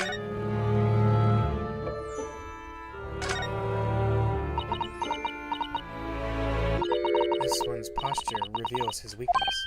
Sorry?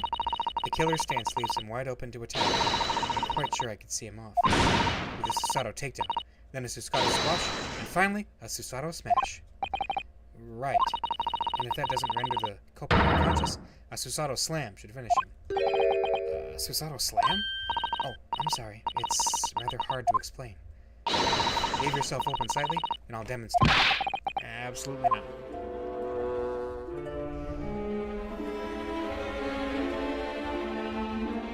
What's this?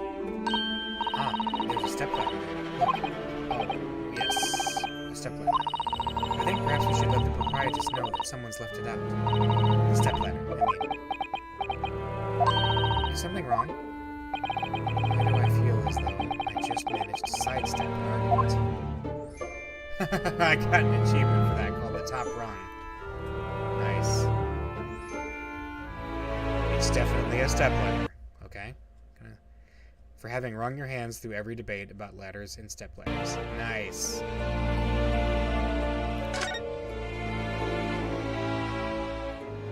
Okay. Oh, what a horrifying scene. A murderer caught in the grisly act. I know, and in case you were wondering, it's the one with the big knife that's supposed to be the killer.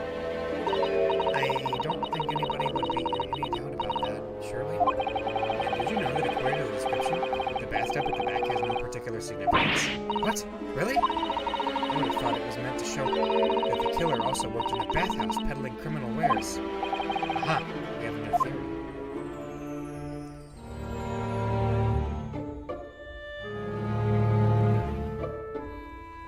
I thought it was supposed to be, you know, the countess that made the blood of the ladies she killed and stuff.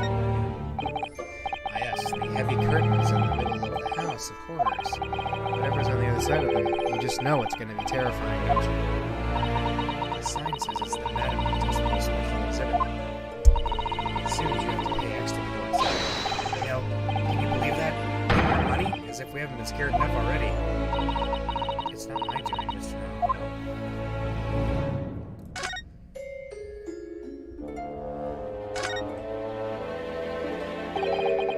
Policeman isn't here now, obviously. I still can't believe he just happened to be on the jury. I've understood that London has a population of 6 million people, and yet you do seem to run into the same people disproportionately often, don't you? It's like there's a limited amount of character models that they wanted to use, and you just have to reuse them. That's why everyone you've seen before keeps showing up on the jury. I guess we can move on. Let's go to the forensics lab. Let's all go to the lab.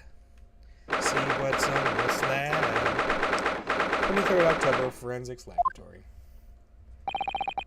I believe this is it. Dr. Syed's laboratory. That chemical smell really assaults the nose, and there's plenty to assault the eyes in here, too. It looks as though the doctor isn't here. But we're here now, so we may as well do some sightseeing, don't you think? What a seasoned tourist you've become, Mr. Sato. We could just have a little look around, being careful not to upset any restless souls. Let's do some examination. I suppose this is Dr. Sai's desk. I would not like to work in a place like this. It's very tidy, though, isn't it, Mr. Naruhodo? Imagine how efficiently she must work. The lighting is poor, which is bad for the eyes, and the chemical smell can't be good for you. Can't be good for you. Not to mention the skeleton watching over you as you work, which is definitely bad for the nerves.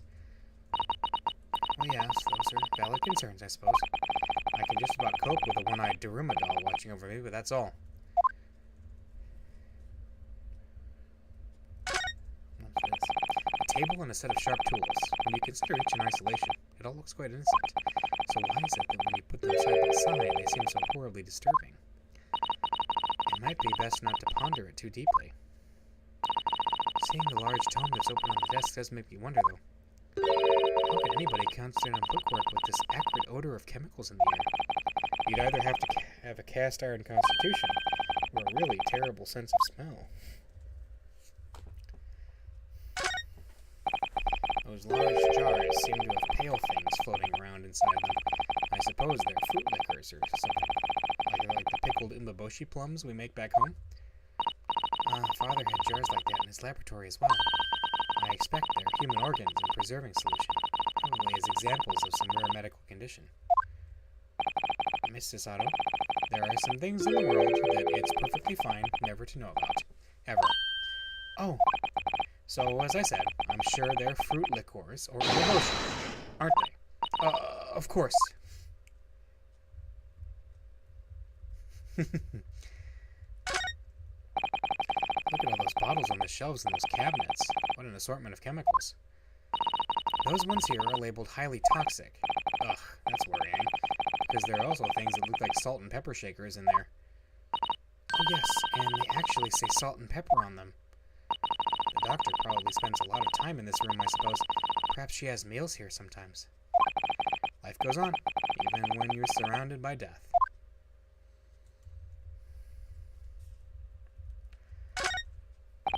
Well, look at this. What a magnificent display case. The cherry wood has been polished to a high sheen, and the intricate carving is a joy to behold. Western cabinet makers really are very skilled, aren't they? Do you have nothing to say about the skeleton inside, Mr. Naruto? Mrs. Sato, can't you tell that I'm trying very hard to avoid talking about the terrifying contents of the case? It's how I cope. I'll be sure to remember that from now on. Is there anything else worth looking at?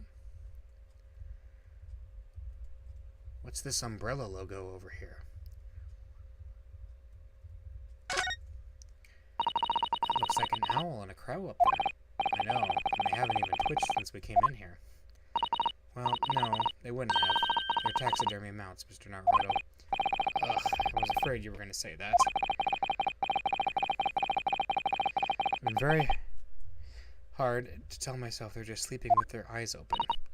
Yes, I think perhaps you were wise to put something like that, your Daruma doll, on display in your office instead. Okay, is there anything else to look at here? Because I don't know. It doesn't seem like it. I think we need to spend a little more time investigating here. Okay.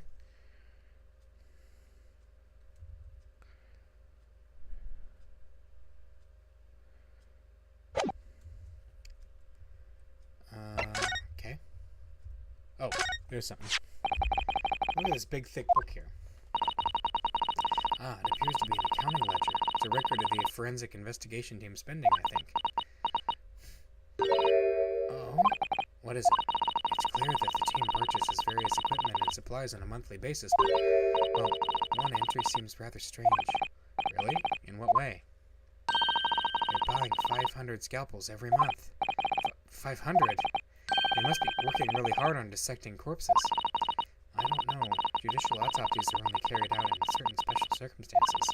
And scalpel blades can be sharpened, too. It does seem a bit strange. You're right. 500 scalpels a month. What could they possibly be using all of them for?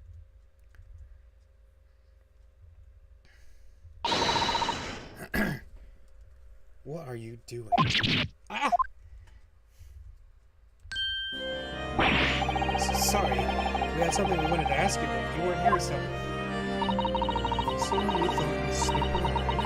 It's acceptable to you people from the East, is it? Well, what do you want? Strongheart told us, you see, that it was you who examined the victim's body. Mr. Asman's body, I mean. So we came to ask you about your findings on Lord Strongheart's advice. Very well. If the Lord Chief Justice has given us consent, I'll tell you our investigation. You must leave immediately. Okay. Here, look at my armband first. Decide. It should be good enough to take a look at this. Oh, you think I'm good enough, do you? No, I didn't mean... So I'm not good enough. In that case, why would you show me anything? Clearly you're too good for me to show you anything again. Ever.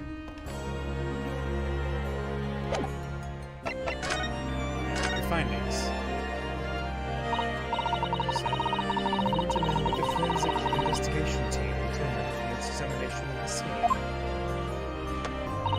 The victim, Mr. Odi Asa, dissipated from the experimentation stage amid an explosion. And Mr. Asa, moments later, popped out the crystal tower. Without question, the same person. That is the team's conclusion. But that can't be right. If it was an elaborate trick, who would speculate about how it was carried out? Let's see. If two people who looked very similar to each other were involved, They could have made it appear as if one single person had switched places, couldn't they? Very true. But sadly, in this instance, that was not the case. The man who disappeared and the man who subsequently reappeared was the same person. Fingerprints at the scene make that quite evident. Fingerprints are not yet officially recognized as forensic evidence in the British justice system. But one day, they will be used as an investigation against the matter, of course. Oh my, that would mean the instantaneous kinesis actually took place. So, where does that leave us? The team was tasked with investigating, drawing conclusions. Instantaneous kinesis is possible, yet the body did move from one place to the other? This hasn't cleared anything up at all. It's made the whole thing even more of a mystery.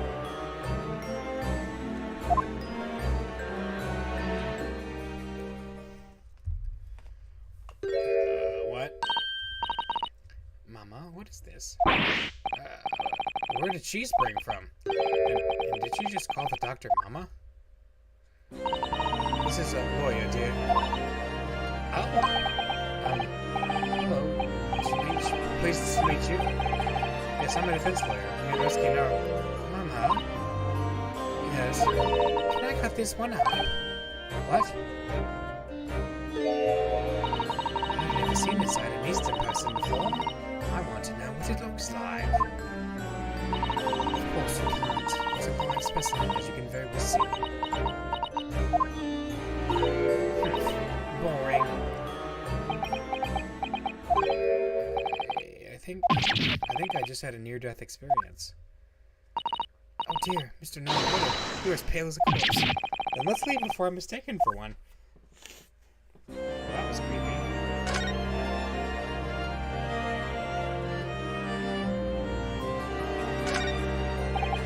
So, what are you doing at the moment, Doctor? Keeping a close eye on things, so when pertinent Easterners think they could look around my office.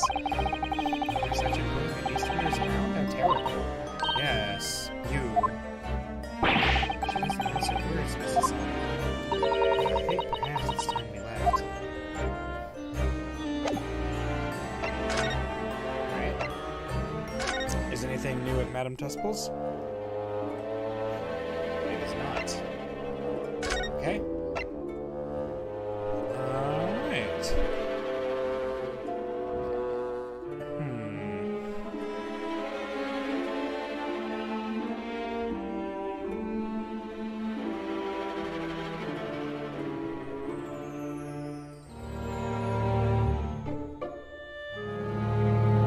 So, what do we have to do next?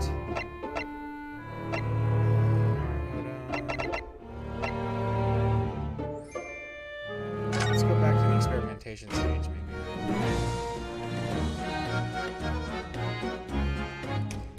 Let's see. Oh! Wait a minute. The card, right? So it smells of oil, right? Let's give it to Toby. Not this, Gina. And I'm still learning me that is at the moment. I only know 8 to 8, so I ain't too much blatant trouble. Actually, Gina, it's the back of the card that's important. Hey, how come? Just a dirty smudge on the back, that's all. It turns out this is a very high-quality French machine that has a very particular scent. You don't say. Let's have a whiff then. You sure? I don't smell nothing. No. We didn't mean that you should smell it. Oh, right. You mean Toby?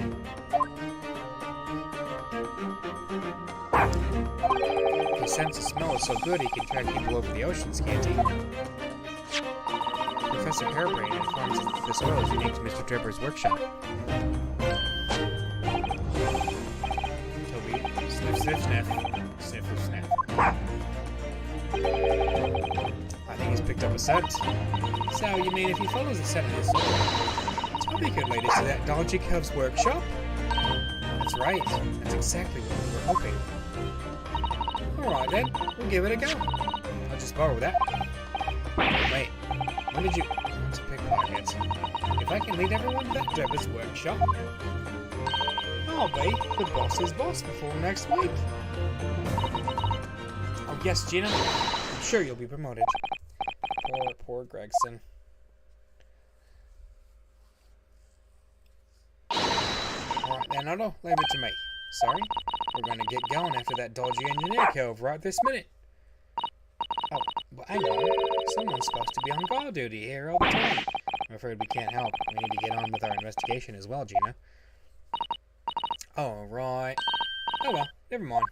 It ain't gonna be me what gets in it in the neck, it'll be the boss. Poor Gregson again. Ready, Telby? Got that oil sent out of you? Come on then, boy. See you later. I do hope the sin of that oil leads them to that swindler's workshop. Yes, I hope so too. Ideally, before the dog swims across the channel to France. Well, I think we've done all the investigating we can here for now. If we could just determine the whereabouts of Mr. Draper, I'm sure Gina and little Toby won't let us down. Now then, do you think we ought to try to speak with Mr. Sholmes at this point? We have things to discuss, and I'm dying to meet him again after all these months. Yes, it's quite possible he might know something useful. Right. We ought to find him at Madame Tusper's. He's supposed to be working there as a temporary waxwork exhibit. Yes, Iris told me all about his latest unusual venture. Let's go to Madame Tusper's and see what's going on. 23rd October, Madame Tusper's Museum of Art.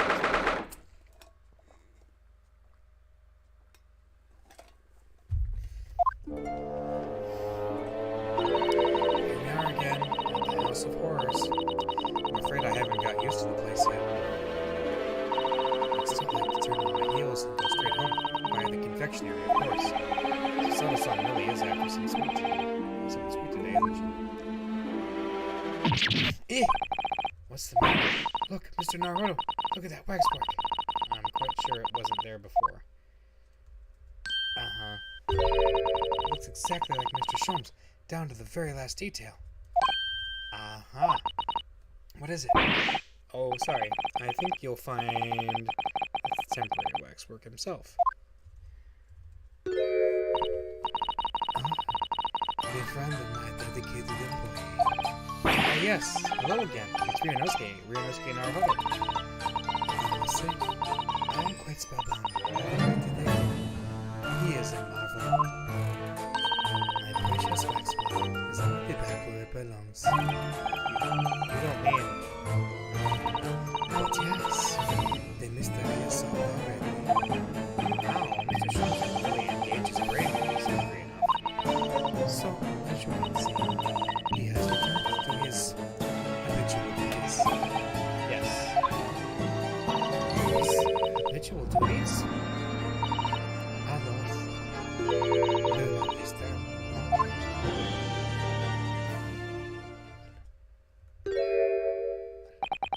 Poor Sasato-san. She looks very perplexed. So hang on. The professor is back here? Supposedly? Oh, no, there's no...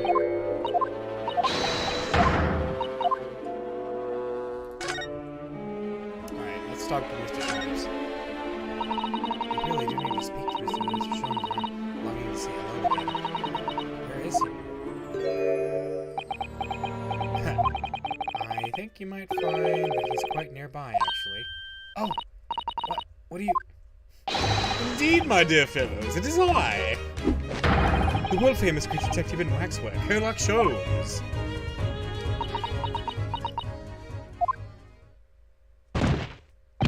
Susato-san! Susato-san!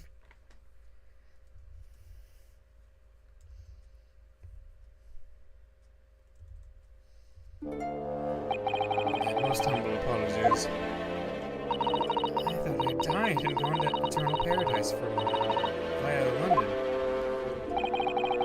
My dear madam, allow me to make amends by offering you a tasty free deduction at some point. As long as it's not a questionable street food quality. I don't understand. Why are you working as a Sholmes. Merely a secret identity, you understand? Though the case is largely solved now. Largely solved? We're talking. We're talking about the waxwork abduction, I presume? Indeed we are, my good fellow. As I predicted, it was as easy as proverbial pie. Though I confess, I'm yet to partake of a pie, proverbial or otherwise, or any food so far today, for that matter. Oh no, his stomach is... His stomach let go around the whole museum. So how did you manage to solve it so quickly? Ah, well, do you remember I said it was largely solved? Anyway, I was able to negotiate with the culprit, usually with the so-called telephone. Oh yes, it's a most modern invention, allowing you to hold a conversation with people far away. In Japan, the imperial capital and a handful of other cities are connected as yet. This morning, a telephone call was received here from the perpetrator of the abduction. As such, I was able to negotiate terms, and in the end, the waxwork was returned. That's amazing. Just between you and I, the culprit had always intended to return the stolen waxwork in any event. Oh, but I thought we were responsible and demanded a ransom, no? Yes, I think perhaps ransom money was necessary to avoid any suspicion regarding their true motive. But does that not mean negotiating was entirely unnecessary? The fact that I must ask you to keep from Madame Tusples at all costs. A hungry young Iris awaits my return to Baker Street after all. Poor Iris. Now then, do I sense you have some business with this great waxwork? Yes. Is there anything we could present? Do you know this picture? Mr. Sholmes, about this. Oh wait, yeah, we already said that.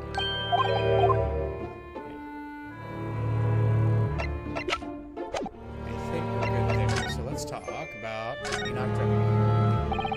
We're in the process of trying to track somebody down. Oh, Yes, a man by the name of Enoch Drebber. He's the swindler who took Professor Herbert and the engineer who built the Kinesis machine. A swindler and an engineer. Quite the modern man. He also seems to be a conjurer of sorts too, with considerable knowledge of stage magic. We really need to locate him before the trial resumes tomorrow morning. But we have so few clues to go on. That's the trouble. Do you have any good ideas? I have no data yet. It is a capital mistake to have good ideas before one is data. If I knew something of the man's appearance at least, I may be in a better position to help. Yes, Drebber's appearance. Fortunately for you, however, presently I have little to occupy myself and little to fill my stomach. As soon as you find any clue in that household, I shall gladly give you my thoughts on it. Okay, cousin is dead. Mr. Sholmes, did you lie to us? My dear Mr. Naruhodo, Stay that piercing stare. What is this about? Last winter, when we were first on our way to Britain aboard the steamship. Your words were very clear. So then, let us unravel this mystery and discover what events led to this curious murder. You told us that it was a murder, and you examined Kazuma-sama's body. Indeed, wherein lies the problem. We met him earlier today, the victim, Kazuma Asoki. Quite sure. He was wearing some sort of mask and was apparently suffering from amnesia. But yes, I'm quite sure. It was Kazuma-sama. You must have known at the time, Mr. Schwartz. That he wasn't actually dead. Well, I can only assume I was swept up in the murderous atmosphere at the moment. But the fellow wasn't dead at all. Priceless. I don't suppose that performance would pass muster, would it, Mr. Naruhodo? I could believe that the crewman present at the time made a mistake. But not you, Mr. Sholmes. I will now tell you something of the first importance, my dear fellow. Great detectives are wont to lie. will serve you well to remember that. Please, Mr. Sholmes. Tomorrow in court, you will find yourself on the threshold of a very great mystery. For now, I'm afraid that is all I can say. Okay.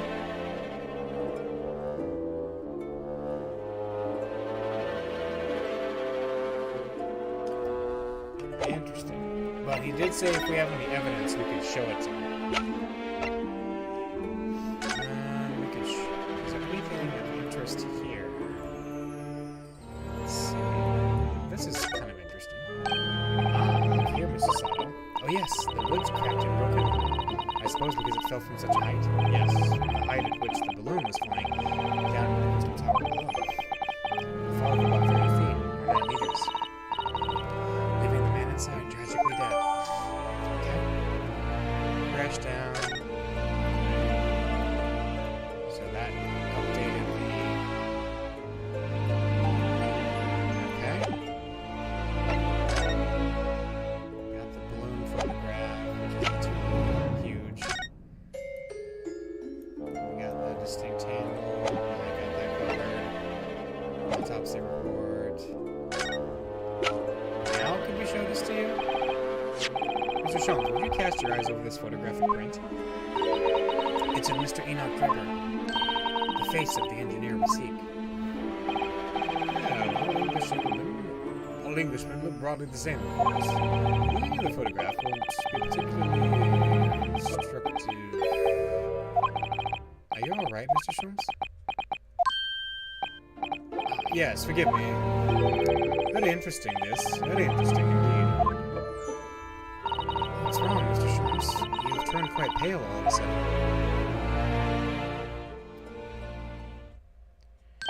I have a suggestion, Mr. Naruhodo. Will you indulge me? Well, what is it?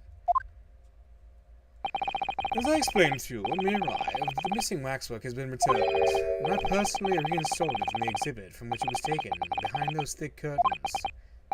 Oh yes, the professor exhibit. It's going to be the same face, isn't it? Would you like to see it? For a mere 5 shillings. It's a special, one-time only price, you understand? What? It's going to be the same face. The opportunity won't come again, I might add. Would you like to see the fruits of my labor? Well, we do have a rather pressing investigation to carry out. Perhaps we could postpone? The price is a very reasonable 5 shillings. I think you'll find it's well worth it.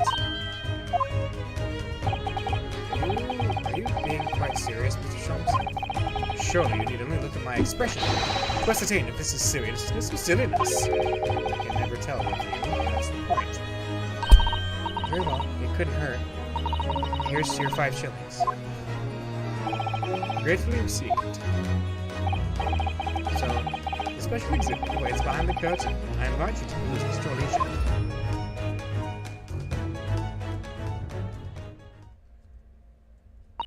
Well, the money's been spent, so let's go and see this special exhibit.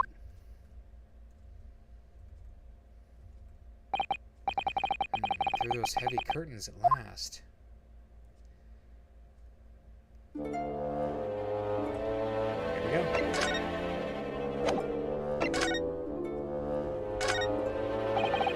$5 shillings we've had to pay. It doesn't seem right somehow that Mr. Sholmes slipped the money into his own pocket, does it? No. Ah, we could ask Gina to retrieve it for us, using her special skills.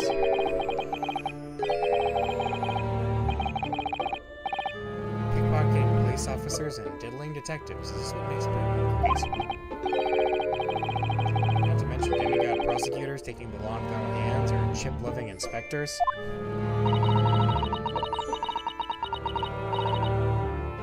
Inspector Gregson comes off right well this time.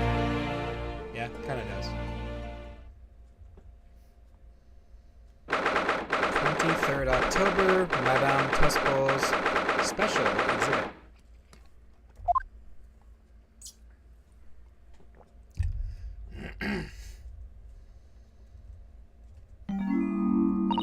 Oh dear, I felt a shiver run down my spine as soon as we walked in.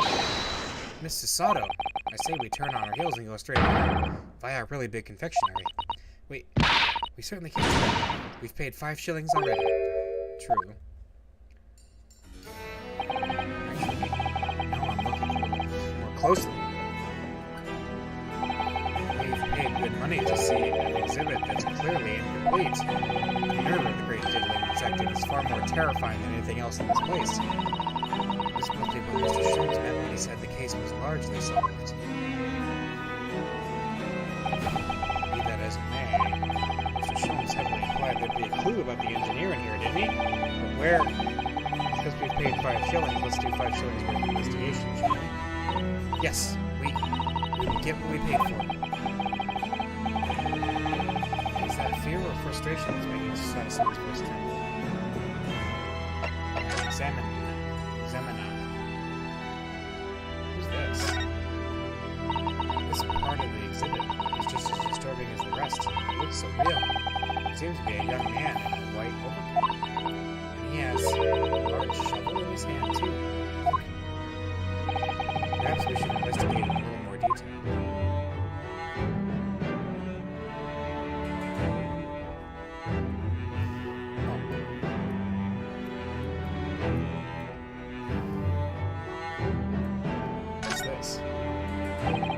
This here.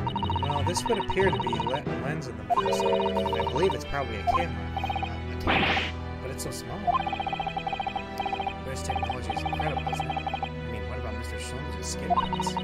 I think perhaps you should treat Mr. Sholmes' inventions as exceptions.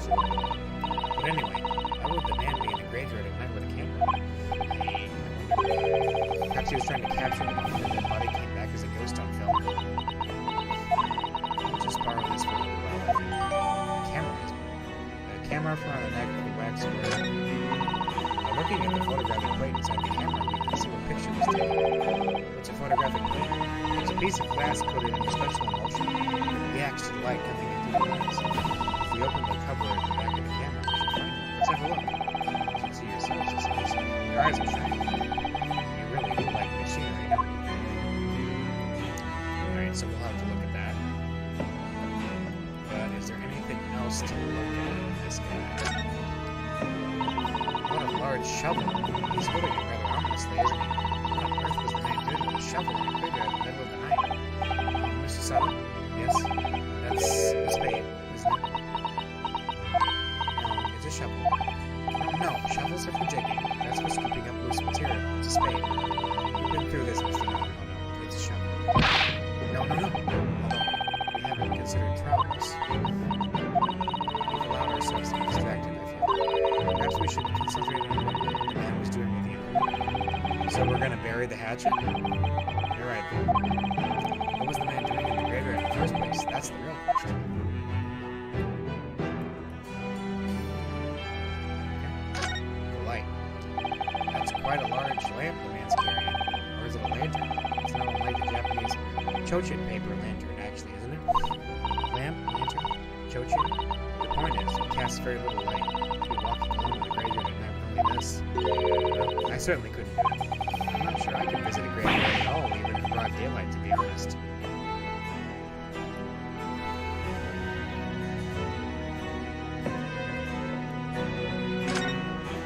I can't see his face very well. Perhaps if I just... Oh. Do you think we should keep handling the exhibit? Put it back exactly as it was, don't worry.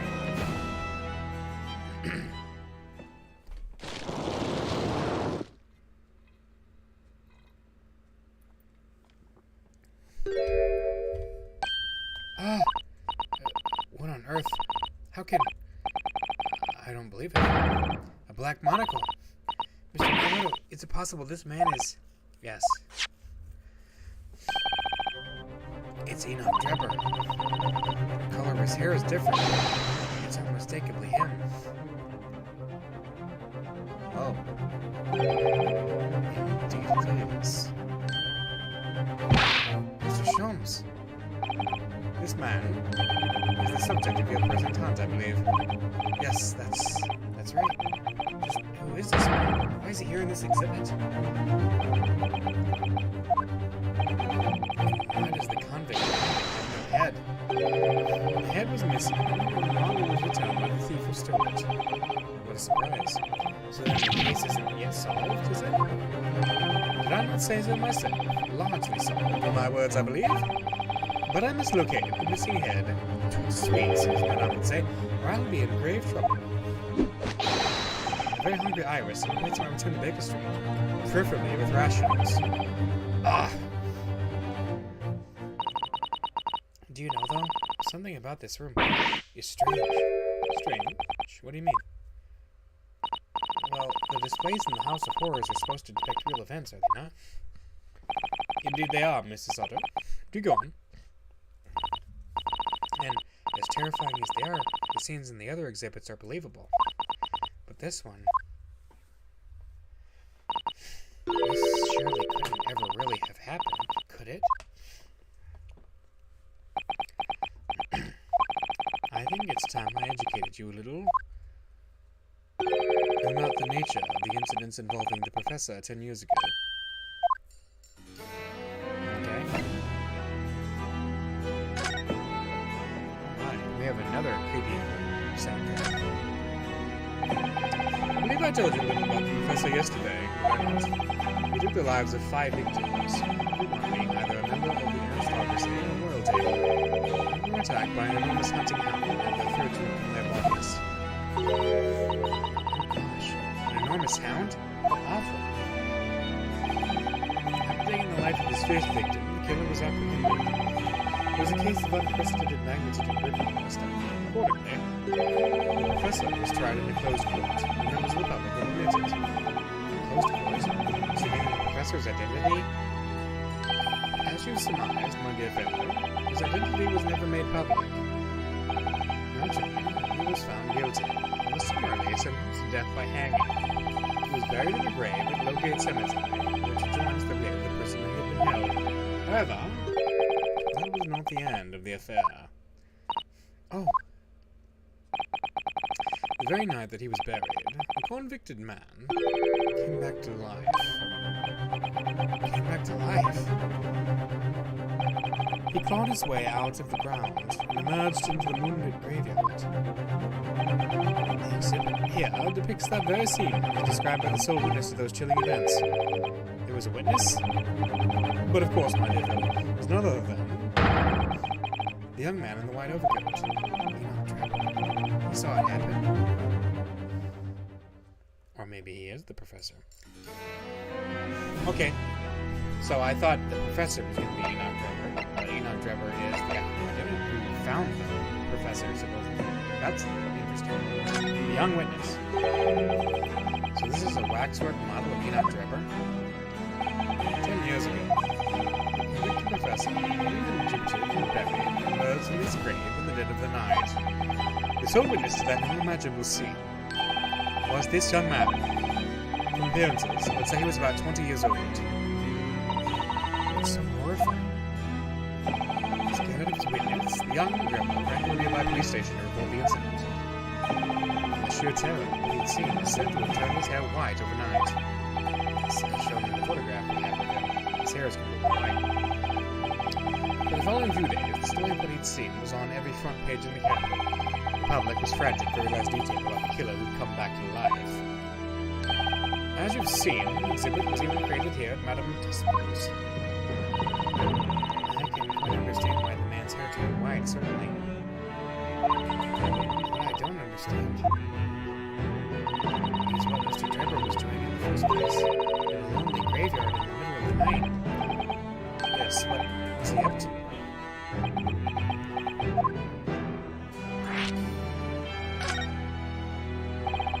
The professor's acts of terror threw London's upper classes into a panic 10 years ago. It was a great scandal, you might say, at the very highest levels of society. And since the killer's identity was never made public, rumors abounded. After all, no killer had ever before systematically employed a dog as a weapon of murder. Yes, I can imagine the impact the case must have had. Oh no, I'm starting to feel concerned for Toby. But in time, of course, the rumors abated. So too, we did talk of the shocking witness account of the convict who came back to life. It was forgotten, dismissed as a dubious ghost story, as a preposterous parlor tale. But why did people stop believing it? Why? Simply because there was no resurrection to speak of, as was established in fact. What do you mean by no resurrection? The police investigated the grave in Bogate Cemetery and published their findings. The convict's body was found to be buried exactly where it had been following the execution. No! That would mean Mr. Trevor must have lied to the police and the newspapers. That would appear to be the only logical explanation, yes. The young man subsequently vanished from society, and nothing has been heard of him since. It's rather striking, then, that he should resurface now, literally. Of course, the convicted murderers couldn't relate to Colin's life. It's not possible. Trevor's hearers are usually white, and the Captain Commanders was Sean. It's hard to believe the incident was an out-and-out lie.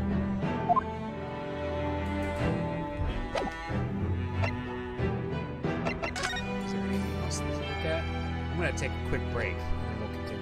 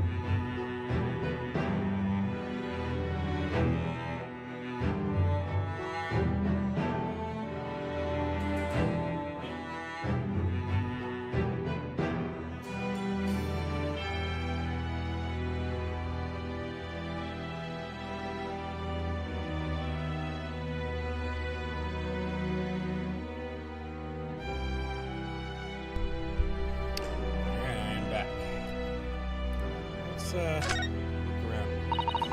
This must be the killer. The fiend who was the professor. Yes, I think so. According to what Madame Tuspel said. He killed 5 victims, all of noble royal blood. That's what this life like, isn't it? Like, all of the models in this place. No. Looks like we can start moving it anymore, doesn't it? Only in the head. That is. Perhaps we should examine it in a little bit more detail.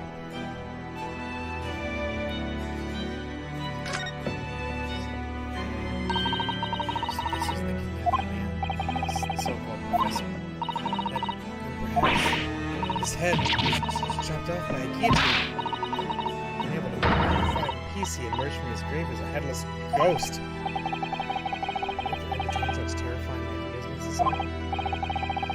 Anyway, I'm sure the model had a head once. There's a metal fitting for it, see? And perhaps Mr. Sherman's absent-minded forgot to reattach it. It's an extremely absent-minded detective you're describing, isn't it? Or perhaps the thief absent-mindedly forgot to include the head when he or she returned it to the museum. And that would be an extremely absent-minded thief. Could there have been some reason why the head wasn't returned? Well, whatever the reason, it means we don't know what the face of the infamous professor looked like, do we? Oh. Something caught just inside the convict's jacket. Looks like a piece of broken glass. Quite a big piece, too. It's very thick, isn't it? About 5 times thicker than normal window glazing, I'd say.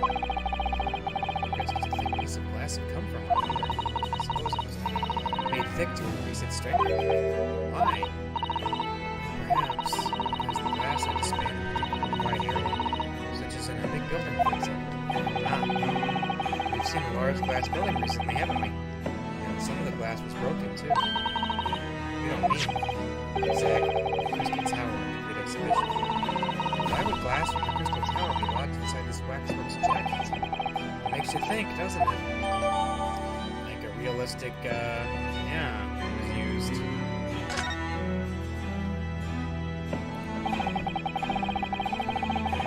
Earlier in court, we established that the kinesis experiment was a trick. Now we discover this fragment of glass here in this mine. Next one, this is just a coincidence.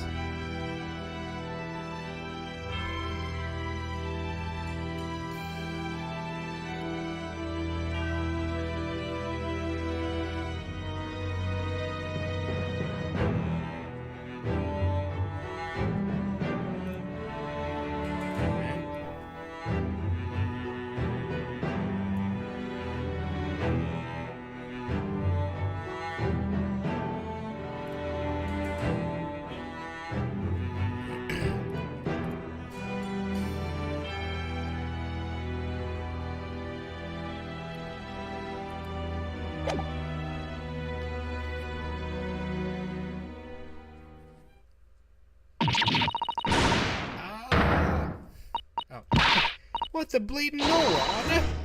What have you gone and done? Gina, what are you doing here? I asked her. She said this is where you'd be. So? Gina, not so loud in the museum. Madame Tuspel will have you take a position as a waxwork if you're not getting it. I think there might be a more pressing concern. Just had some flash powder left from 6 months ago. So? Alright, Gina, we understand, but please, put down the gun.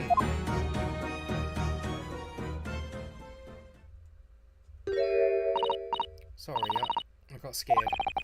You should try being the one on the other end of the barrel. So, what brings you here, Gina?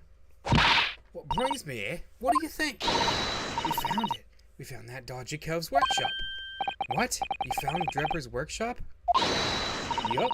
Toby's nose took me straight there. The boss and the others are heading over there now in a drag. So come on. Here's the address. I got the boss to write it out. Thank you, Gina. We'll make our way there at once.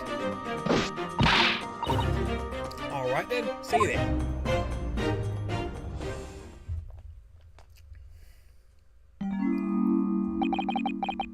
You go. Don't mind me. I'll just stay here, being still. What? I know my place. In the exhibit over there. Someone is feeling sorry for himself. Let's go, Mr. Sholmes. You're coming. Your words hearten me, I must say. But if I would have shirked my duties here, Madame would have me pay monetary recompense, and Iris's dinner plate would be empty once more. Forget that. I'll pay everything. There's not a moment to lose, my dear fellow. I shall pay Hilligan at once. I'll offer to share the cost of Mr. Sholmes. I shall gladly pay off, Mr. Naruto. Thank you, Mrs. Summer. Right, let's go. That's nice. We're gonna have Sholmes with us. What? 23rd October. Enoch Drebber's workshop. Ooh, interesting. That looks like... Oh, it's another super high voltage instantaneous kinesis machine. Indeed, it would appear so, but only a prototype, naturally. Ah, so you got me then. Gina, well done for finding this place. In such little time, you've really worked miracles. Just tell me, you started the miracles.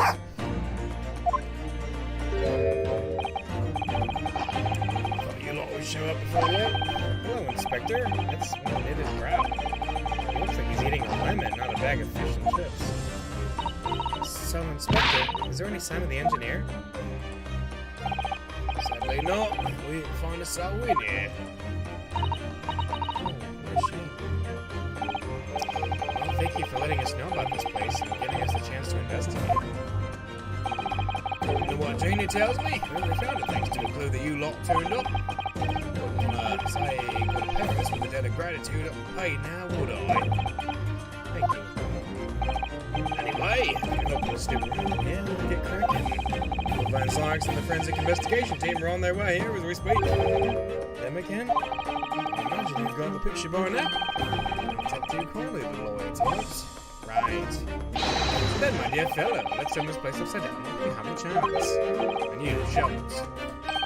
Fine. Take even less kindly to great detectives than they do to lawyers. Very droll, Gregson. Very droll.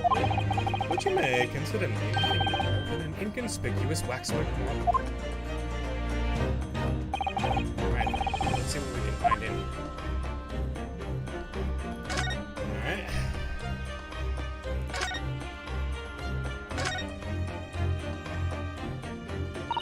Sorry, Mr. Naruto, that machine is covered by the Special Dispensation for Scientific Equipment Act. There would be serious repercussions if you were to examine it, from the Crown and the government.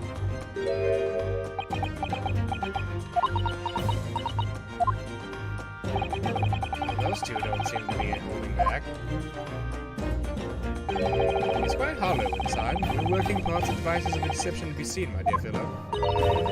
No loose chains dropped on the floor or nothing. Not even a bound for Toby, my dear fellow. British people are very much ruled by their own ideals, aren't they? And I think that's just these two, Mrs. Zimmer.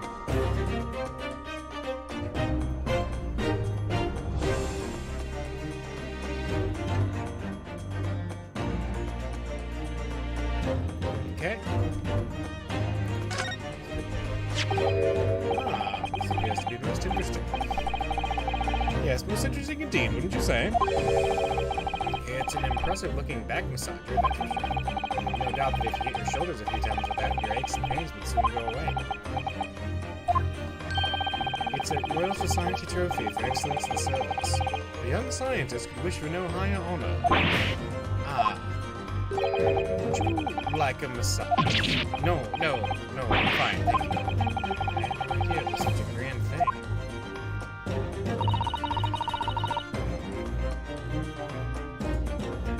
I think it's becoming increasingly clear that there's much more to this Misuino River conjuring tricks. I couldn't agree more, my dear madam. And how about you, Mr. Naruto? Would you like to take a trip? For your tired shoulders, of course. He's not gonna let that go, is he? It's curious, though, isn't it? You would expect such an important trophy to be proudly on display somewhere, not haphazardly cast aside. English gentlemen can be quite a mystery at times. The science trophy has been entered into the court record. Okay. there's a door over there we can look at. Oh, arrows. It's a European-style quiver of arrows with steel bolts inside. Oh, do you suppose... Crossbow bolt says, and just the right size for the bow you lot turned up at the exhibition grounds. In other words... Yup, that's even more evidence to support your theory. It all goes to show that Jabba was the one pulling the string behind the scenes of the whole scam. Belongs to the Trevor. Here we go.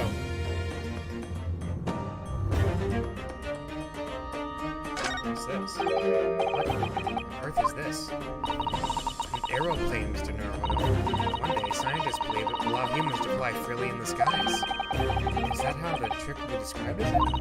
Sorry. It's actually suspended by a thin, very strong cable, isn't it? Oh, this model is, yes. A real airplane would actually fly high in the sky. Suspended from somewhere even higher in the sky, of course. Because large metal objects obviously can't really stay in the orbit.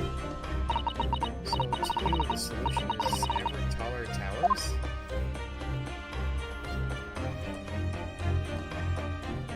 Yep, makes sense to me.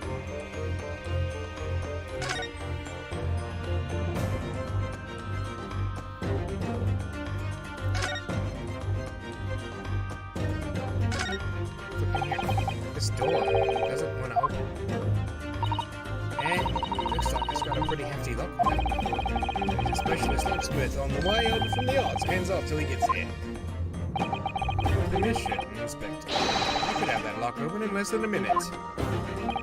Now, you don't have permission. No one's given it to you. Looks so much as though you really enjoyed that. Well, there's no sound of anybody on the other side. No, Deborah must have fled at the first sign of danger.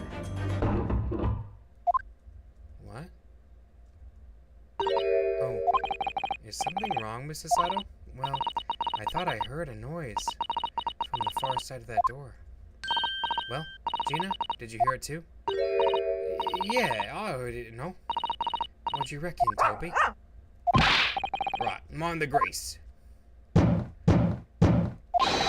Whoever's in there, open up. This is Scotland Yard.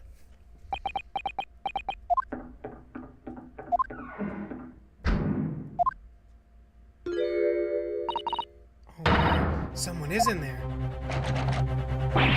Ah, this rotten, blatant lock. My dear Griggs, was I said only minutes ago? If only it worked. I could unlock that door in less than a minute.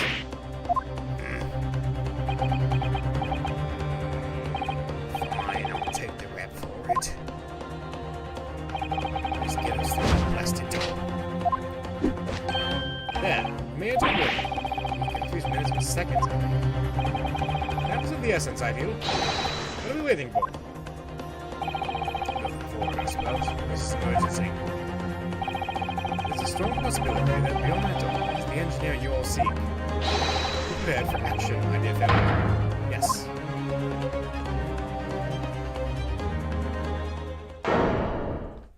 Oh. What the heck? There's a time bomb. What's happened in here? Why is everything upside down? It's light now and in here at all. It must be. It was only moments ago that we heard those noises. Maybe that was the sound of Trevor running away? There's only one door into this room.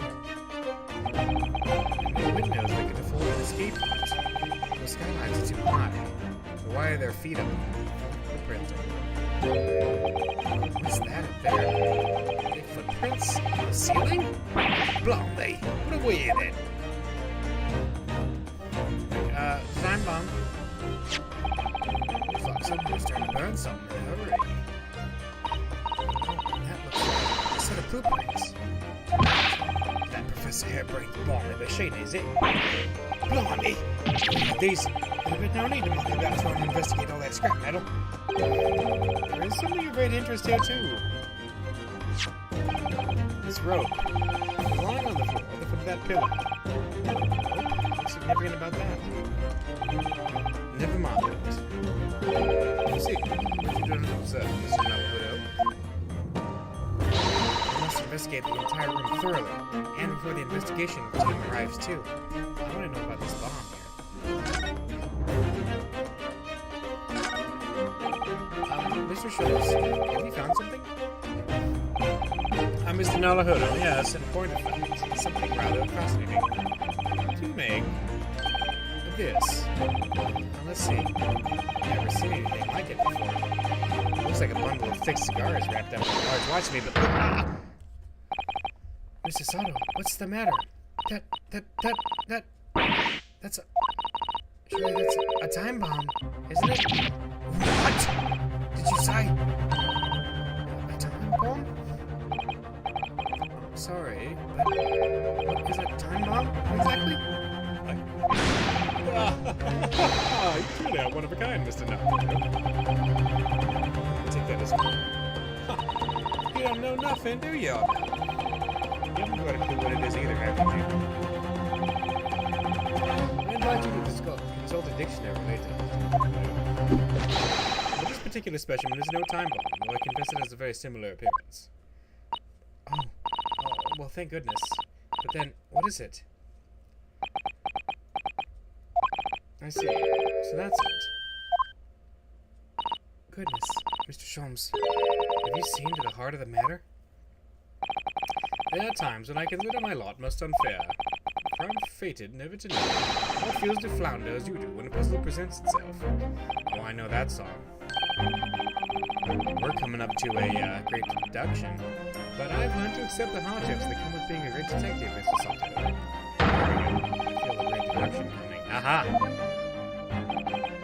Once again, I can draw two conclusions from the scene we see before us. The first, that the inverted nature of the furniture in this room is the work of Drebber himself. But how could you... And the second conclusion is that the small device in the floor is, without question, completely genuine. Please, Mr. Holmes, you must explain everything. That would be a pleasure. After all, if he is a great detective, civic duty to teach Scotland Yard the finer points of the trade. Captain Gregson seems delighted with the idea. You deflected the inspector's glare with such fortitude there, Mr. Sholmes. Well done. Would you kind, my dear madam? Hereby dedicate this great deduction to you. Care to stand there? Just there, Mrs. Otto. Yes, I'd be delighted. So, shall we begin? Once again, Herlock Sholmes is proud to present his logic and reasoning spectacular. Here we go.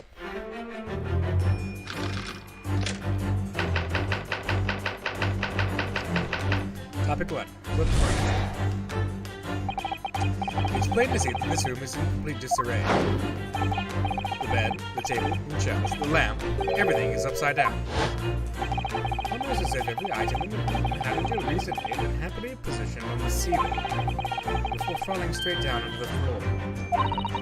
Granted, this room was on the ceiling. Are you suggesting that? Indeed, the key here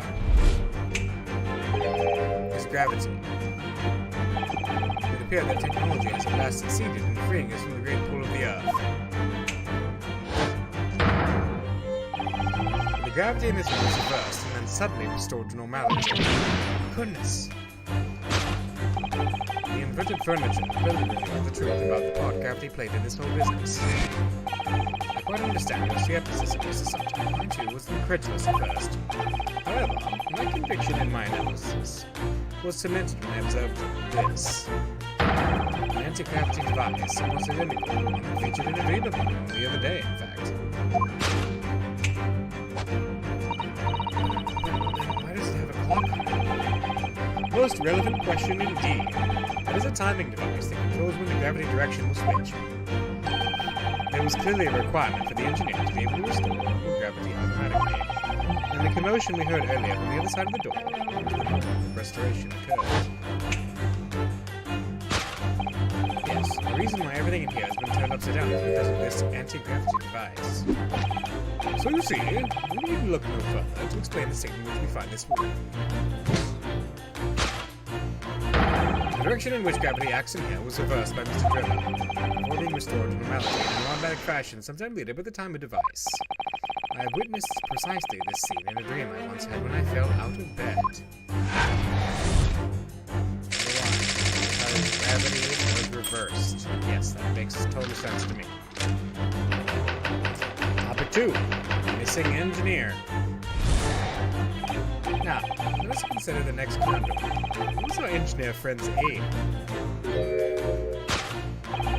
Indubitably, the greatest clue we have to explain his action is above our heads. Yes, how is it possible that there are footprints all the way up there on the ceiling? The questioner's answer will lead us into the truth, my dear madam. The reason there are footprints on the ceiling is because of the nearby skylight. Of course, Trevor's aim was singular, to escape. However, there is but one way into this room, excepting the skylight.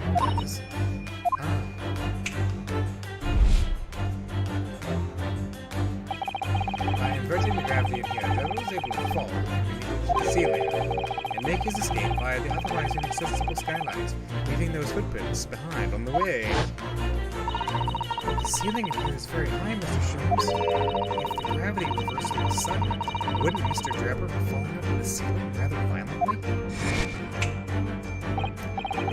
Falling out is both scientifically and philosophically a rather interesting concept, I feel. The man was cornered with nowhere to run, so escape from the skylight was his only option.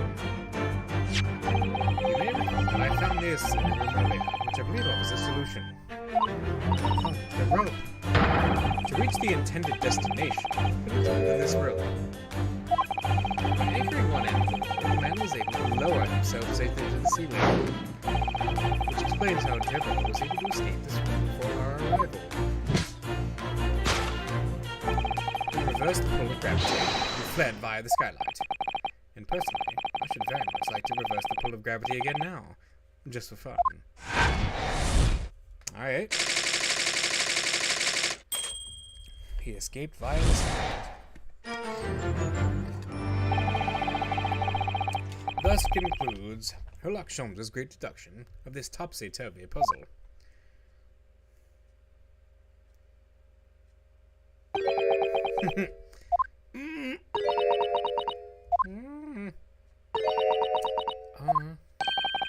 She's completely spellbound. Mr. Sholmes, there's just one thing that troubles me. I would expect nothing less. You're destined to be troubled by just one thing for the rest of your life. The thing is such a thing actually possible? An anti-gravity device, I mean? I would say that with man's current scientific knowledge as the turn of the 20th century, it's no more possible than instantaneous kinesis. But your whole deduction hinges on it. Ah, but my dear fellow, even if the limited indeed possible, whatever remains must be the truth. Well, probable it may seem. It's a marvelous line, wouldn't you agree? One more endearing pearls of wisdom. I and Iris came up with the exact phrasing. My original was clumsy. Yes, I have a feeling I've read it on something that was decided by you. Objection! Actually, here's one other thing, Mr. Sholmes. The spell's broken at last. The rope you found was on the floor, wasn't it? Indeed it was, in lovely coils near the wall. But if Mr. Drebber had used it to escape when he was quiet, wouldn't it still be tied to the wall?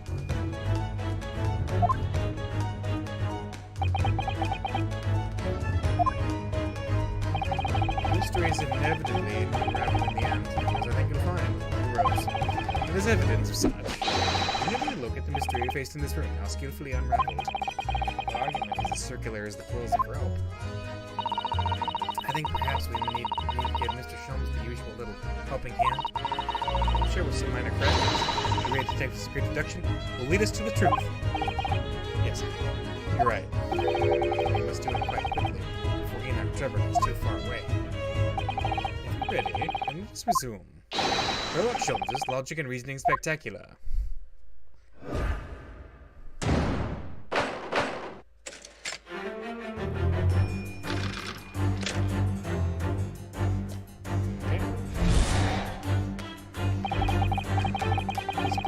This room is in complete disarray. Bed, chairs, and lamp.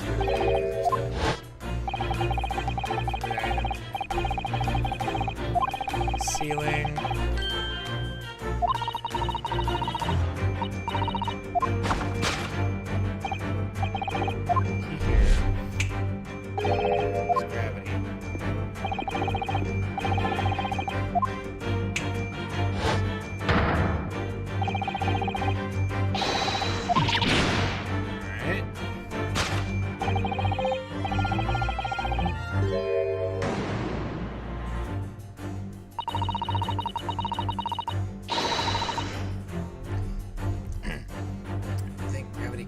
first in this very room, I find the whole idea utterly enthralling.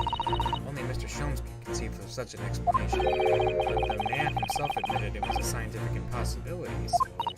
Yes, you're quite right. You must completely discount the idea at once. Oh, that's unusually merciless of you, Mr. Sato. When you have eliminated the impossible, whatever remains must be the truth. The great detective himself said so, didn't he? Refusing to part with his dreams of anti-gravity devices. Yes, I suppose so. But let's see if examining this topsy-turvy scene a little more closely reveals some proof that shows exactly what the gravity in this room was or wasn't doing. Okay? The inverted furniture clearly shows the truth about gravity. Wait. Large safe. An upright base. Oh, wow. I wasn't expecting to find a pretty bunch of flowers in here, that's for sure. Oh, look at that. I know. That slender little vase looks like it's about to topple in a moment, but the flowers are thriving. Somehow it makes you think of the fragility of life, wouldn't you say? To be honest, Mr. Moore, something else about it made a rather deeper impression on me. The fact that it's upright. Yeah. What's this? Ah, look, Mr. Sato. Everything seems to be upside down in here. The safe is fixed with frequency the right way up. Yes, that's true. Look more closely at the safe's feet. Ah, that's a lot of very large bolts fixing into the floor. I think before you speak, that's what you wanted to say, isn't it? I really put my foot in my mouth there. I certainly didn't say that. Okay. There's the inverted furniture, which he said is... Take that! But yeah.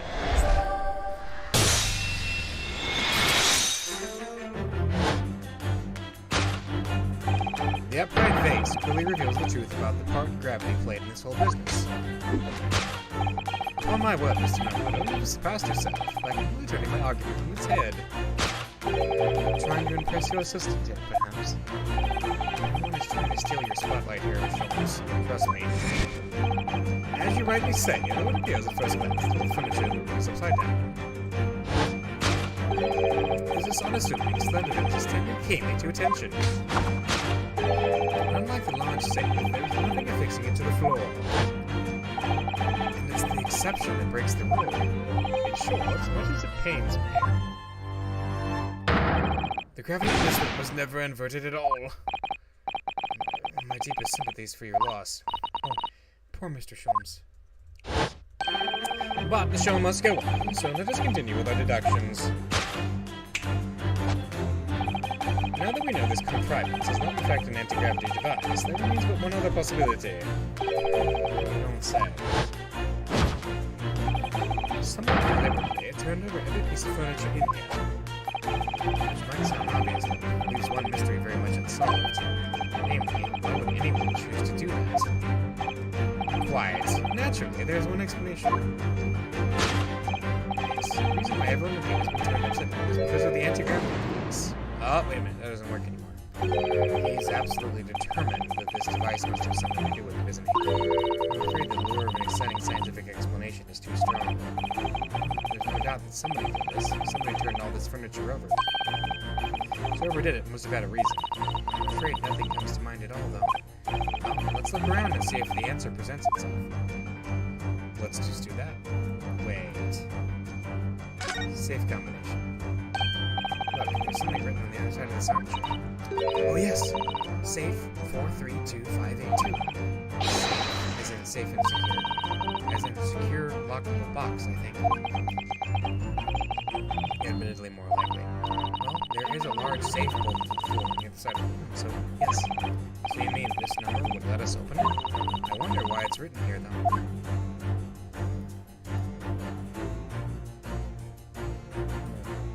Coal-burning heater. That's a coal-burning heater, I think, isn't it? Yes, it is. But it's not just for heating. You can grill on it, bake in it, boil it, steam things. It serves all sorts of purposes. That seems like having your cake and eating it too. But unlike a heated toaster table with a Nami hot pot, a pecan orange, a cat, and an elderly relative. Oh, you mean it seems too much? I suppose perhaps it does. You realize realize only some of those things on your list are edible, don't you?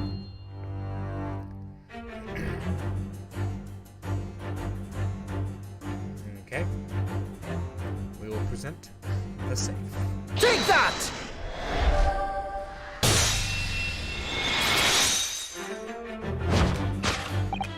So the reason why everything in here has been turned upside down is because of the safe combination. Precisely. I believe, Mr. Nolan, you had a very similar experience once, did you not? Yes, last year, when I bought a lottery ticket, I noted the ticket number down the inside cover of a book, just in case. That's it. People are forgetful souls at heart, and always make a written note of important information. Just keeping the ticket itself safe would be more sensible, I think. And what, pray, happened next, Mr. Naruto? The day of the draw came around, I'd forgotten which book I'd written the number in, and I had to turn my room upside down to find it. That's it. People are forgetful souls at heart and always forget where they've written things down. Well, if you always note things in the same place. I actually won the second prize, you know. I couldn't remember which magazine I'd slipped the ticket in, so I had to turn my room upside. Thank you, Mr. Naruto, but I believe I've proved my point now. Which is that a very similar scenario is clearly unfolded in this room. Finding himself requiring access to this safe, the occupant of this room needed the combination code. He remembered that he'd written it on the underside of a piece of furniture, but forgotten which one, leading to the state in which we now find the room. Yes, Mr. Dremel overturned all the furniture. In the discipline is ready to locate the combination code that would unlock the safe. Is he in the safe right now? To find the safe combination. There we go. Alright. Next part. Now let us get to the next one. Focus his aim.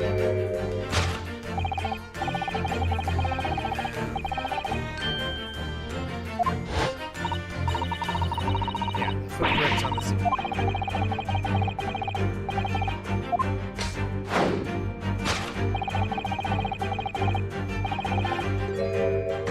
Why are there footprints on the ceiling? Well, changing the direction of gravity can't explain it, but how did those footprints get up there? Yes, I feel as though that particular mystery has just become even harder to solve. I can't think of any other way to explain it at all. Life is so much simpler in those halcyon days when gravity could be reversed.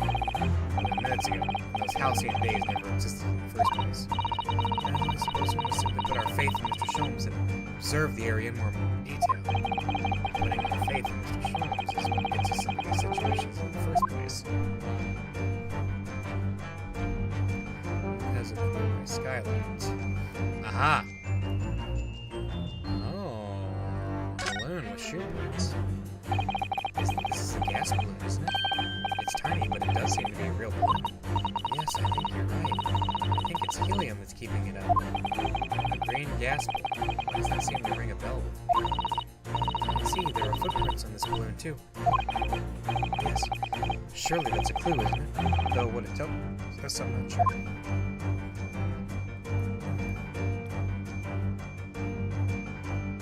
And a shoe.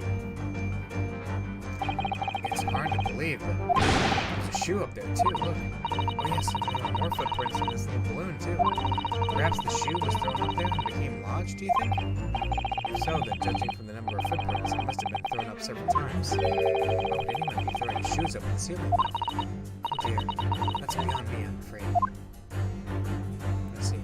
Take that!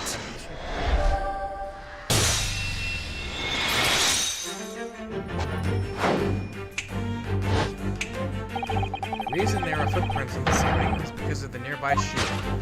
And on close inspection, there are clearly footprints all over the balloon as well. In other words, the aim was never the skylight at all, but the balloon. For what purpose? A green balloon. It seems somewhat familiar, Data. It was a piece of green balloons envelope that Mr. Naruto and Iris found at the scene. And inside the green balloon that Master Gods came to celebrate the stage when the incident occurred. It was the second bird cage, the crux of the whole instantaneous kinesis deception. mean to say, if we assume the balloon in here is a model of the one used on the day, there is a strong possibility something may be concealed inside it. Something Scott was desperate to retreat before making a hasty getaway. But the balloon's out of reach. Hence why the room resorted to a projectile, namely the shoe. Most probably, Jeffrey didn't tear a hole in the envelope by stealing it with the shoe. However, his efforts were thwarted, and the shoe itself became a prisoner of those lofty heights. Oh dear, I desperately need to examine that balloon. If only there was someone who could see inside. You may recall that I found this in the room earlier. Simply offers a solution. The rope. To reach the intended destination, head to this rope. Mr. Shaw managed to bring the deduction back to the rope. Alright, I have to admit, that was clever. So we just throw the rope up to the balloon and then pull it down to us on the ground? Which is much easier said than done, I feel. And would take us a very long time as well. True, perhaps we need a more surefire method. In fact, we already have one, of course, don't we?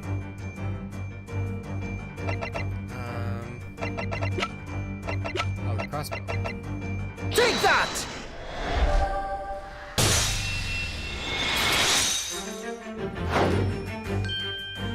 To reach the intended destination, what better tool than this crossbow? That was found at the scene, in fact.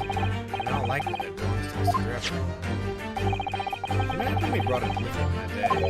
He could have avoided losing a shoe at such a critical time as this.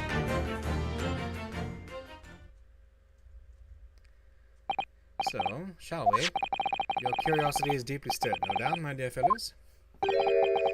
What is it that Enoch Drebber has hidden inside that balloon?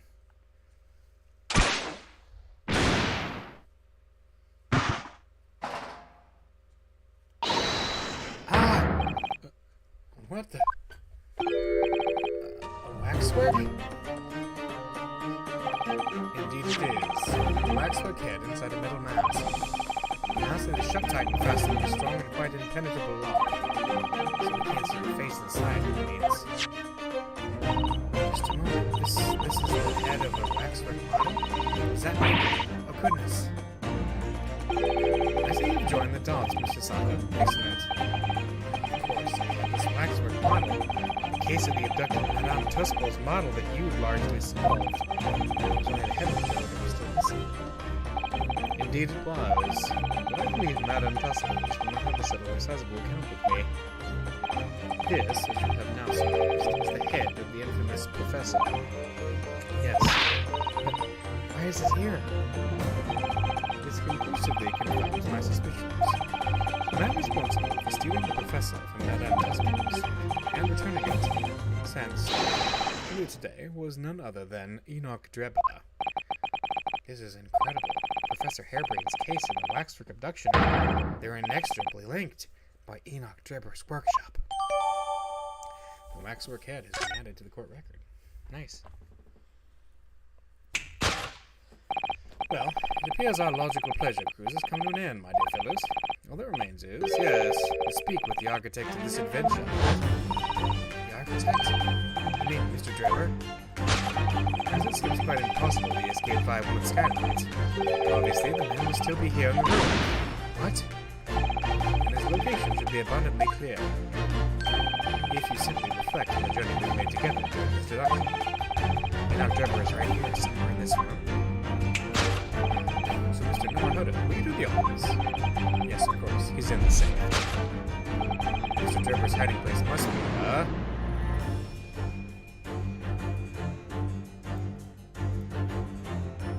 Take that! the safe.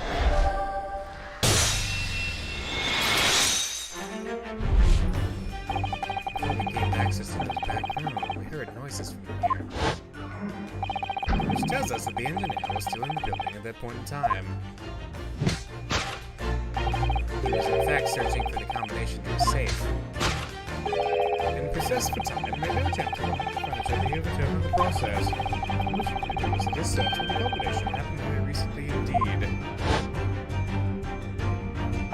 In summary, Mr. Enoch Drebber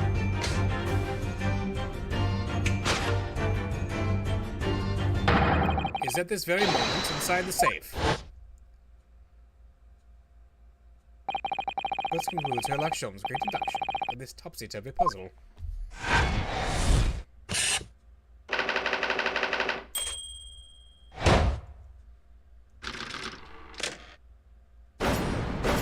Deduction complete. Elementary.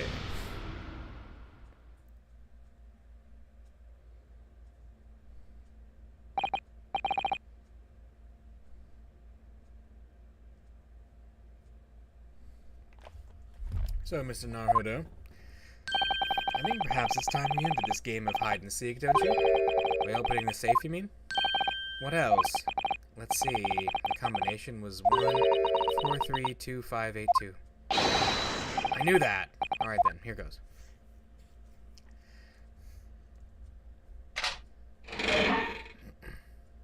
Oh. You found me.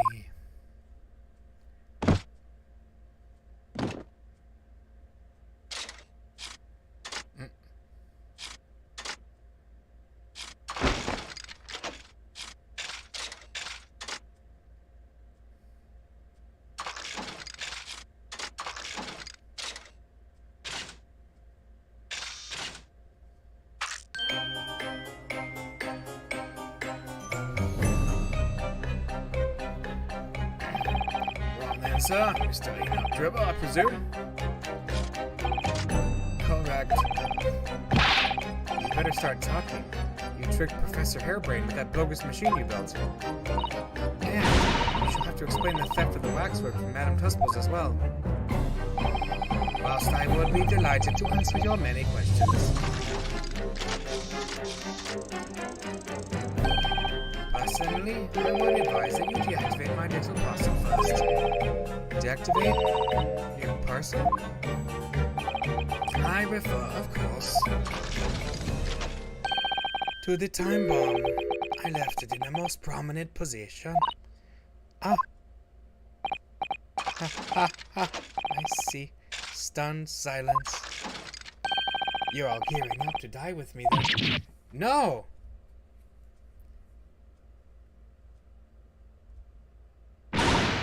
Mr. Sholmes, with only 7 seconds to spare. That was too close for comfort. I've got one foot in the grave already.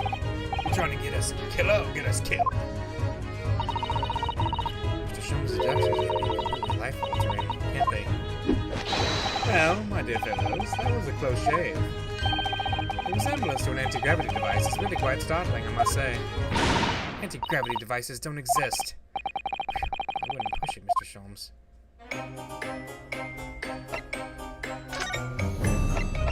Yeah, let's talk about what happened here. What on earth happened here? You've found me, haven't you? You don't need to screw me down any further. Everything in here is precisely what it seems. Yeah, well, we'll be giving it a thorough going over, don't you worry, Dribber. What fails to click with me is how you were able to locate my workshop that I was not expecting.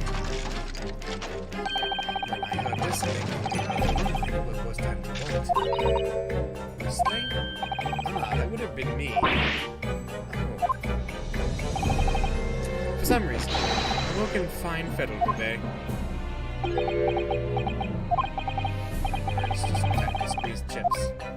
Clearly, I must have a screw loose though, as I couldn't remember the combination for the safe. And another one was as I couldn't remember on which piece of furniture I didn't put down. Must have found a rope before I wall. Yes, I had hoped to exit through the skylight, but sadly the rope was too short. So, I then set about searching for the combination code to open the safe.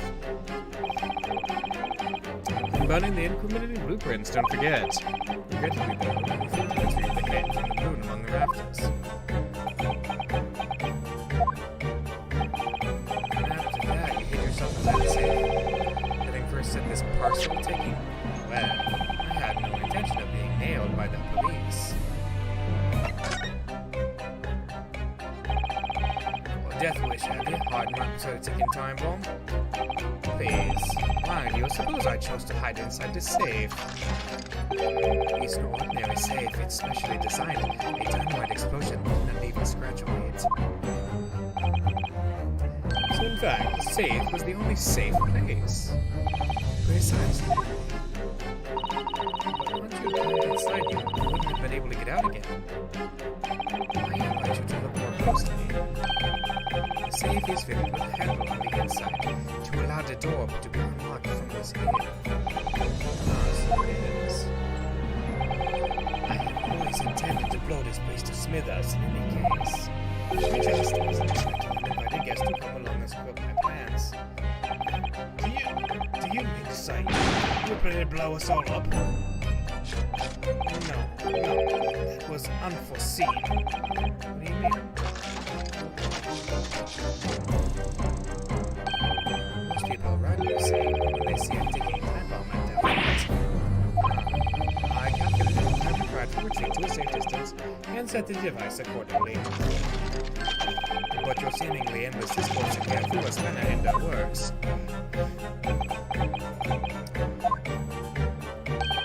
Is something wrong, Gregson? Do I have something on my face besides the usual eyes, ears, nose, and mouth?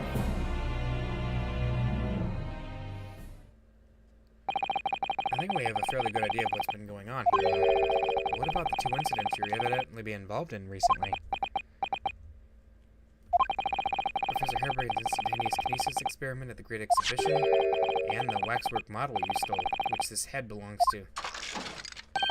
That's no ordinary head, you know. That's the head of the professor. Clad in a mask with a look so strong, I'm unable to open it safely to reveal the killer's identity. I've been considering carrying it around as protection. Oh, that's enough!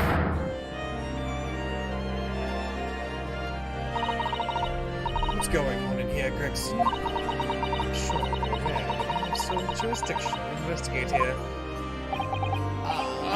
Yes, well. Dr. Scythe again, to the forensic investigation team we're here.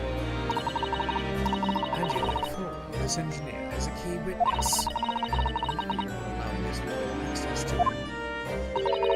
What's wrong with this? You'll be finished. What? Leave at once. My dear madam, there's no need for such threatening tone, I assure you. After all, that's no way to greet an old acquaintance, is it, Dr. Scythe? Sholmes? Mr. Sholmes knows Dr. Scythe? Protecting the machine next door that's causing such a sour expression on your face, you are quite misguided. It's really nothing more than a shell you're... Get out. But of course, we'll show ourselves the door. I see you haven't softened it all. Mr. Naruhodo, yes?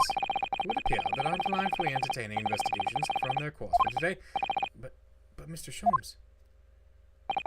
Let us leave this place in the doctor's capable hands. I said get out. Now, all of you. Presence here is not required either. Gregson. Understood. I'll just say one thing before I head off.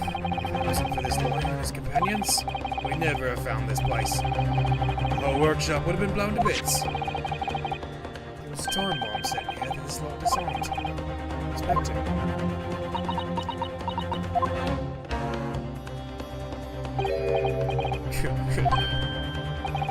Something giving you a chuckle, has it, Drebber? I'm so sorry, I didn't mean to offend. You're quite right, of course. You did disarm that time bomb, didn't you? Yes, you did disarm that. What are you... That one? You mean... Uh-oh.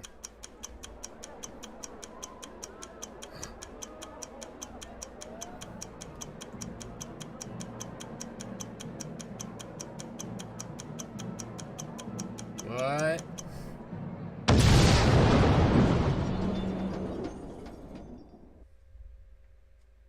Uh-oh.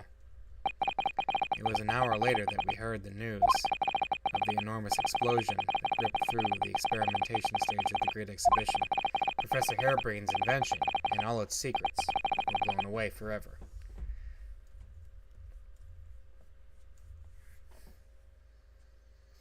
To be continued. Uh-oh. Well, that's a great time to stop for tonight, so...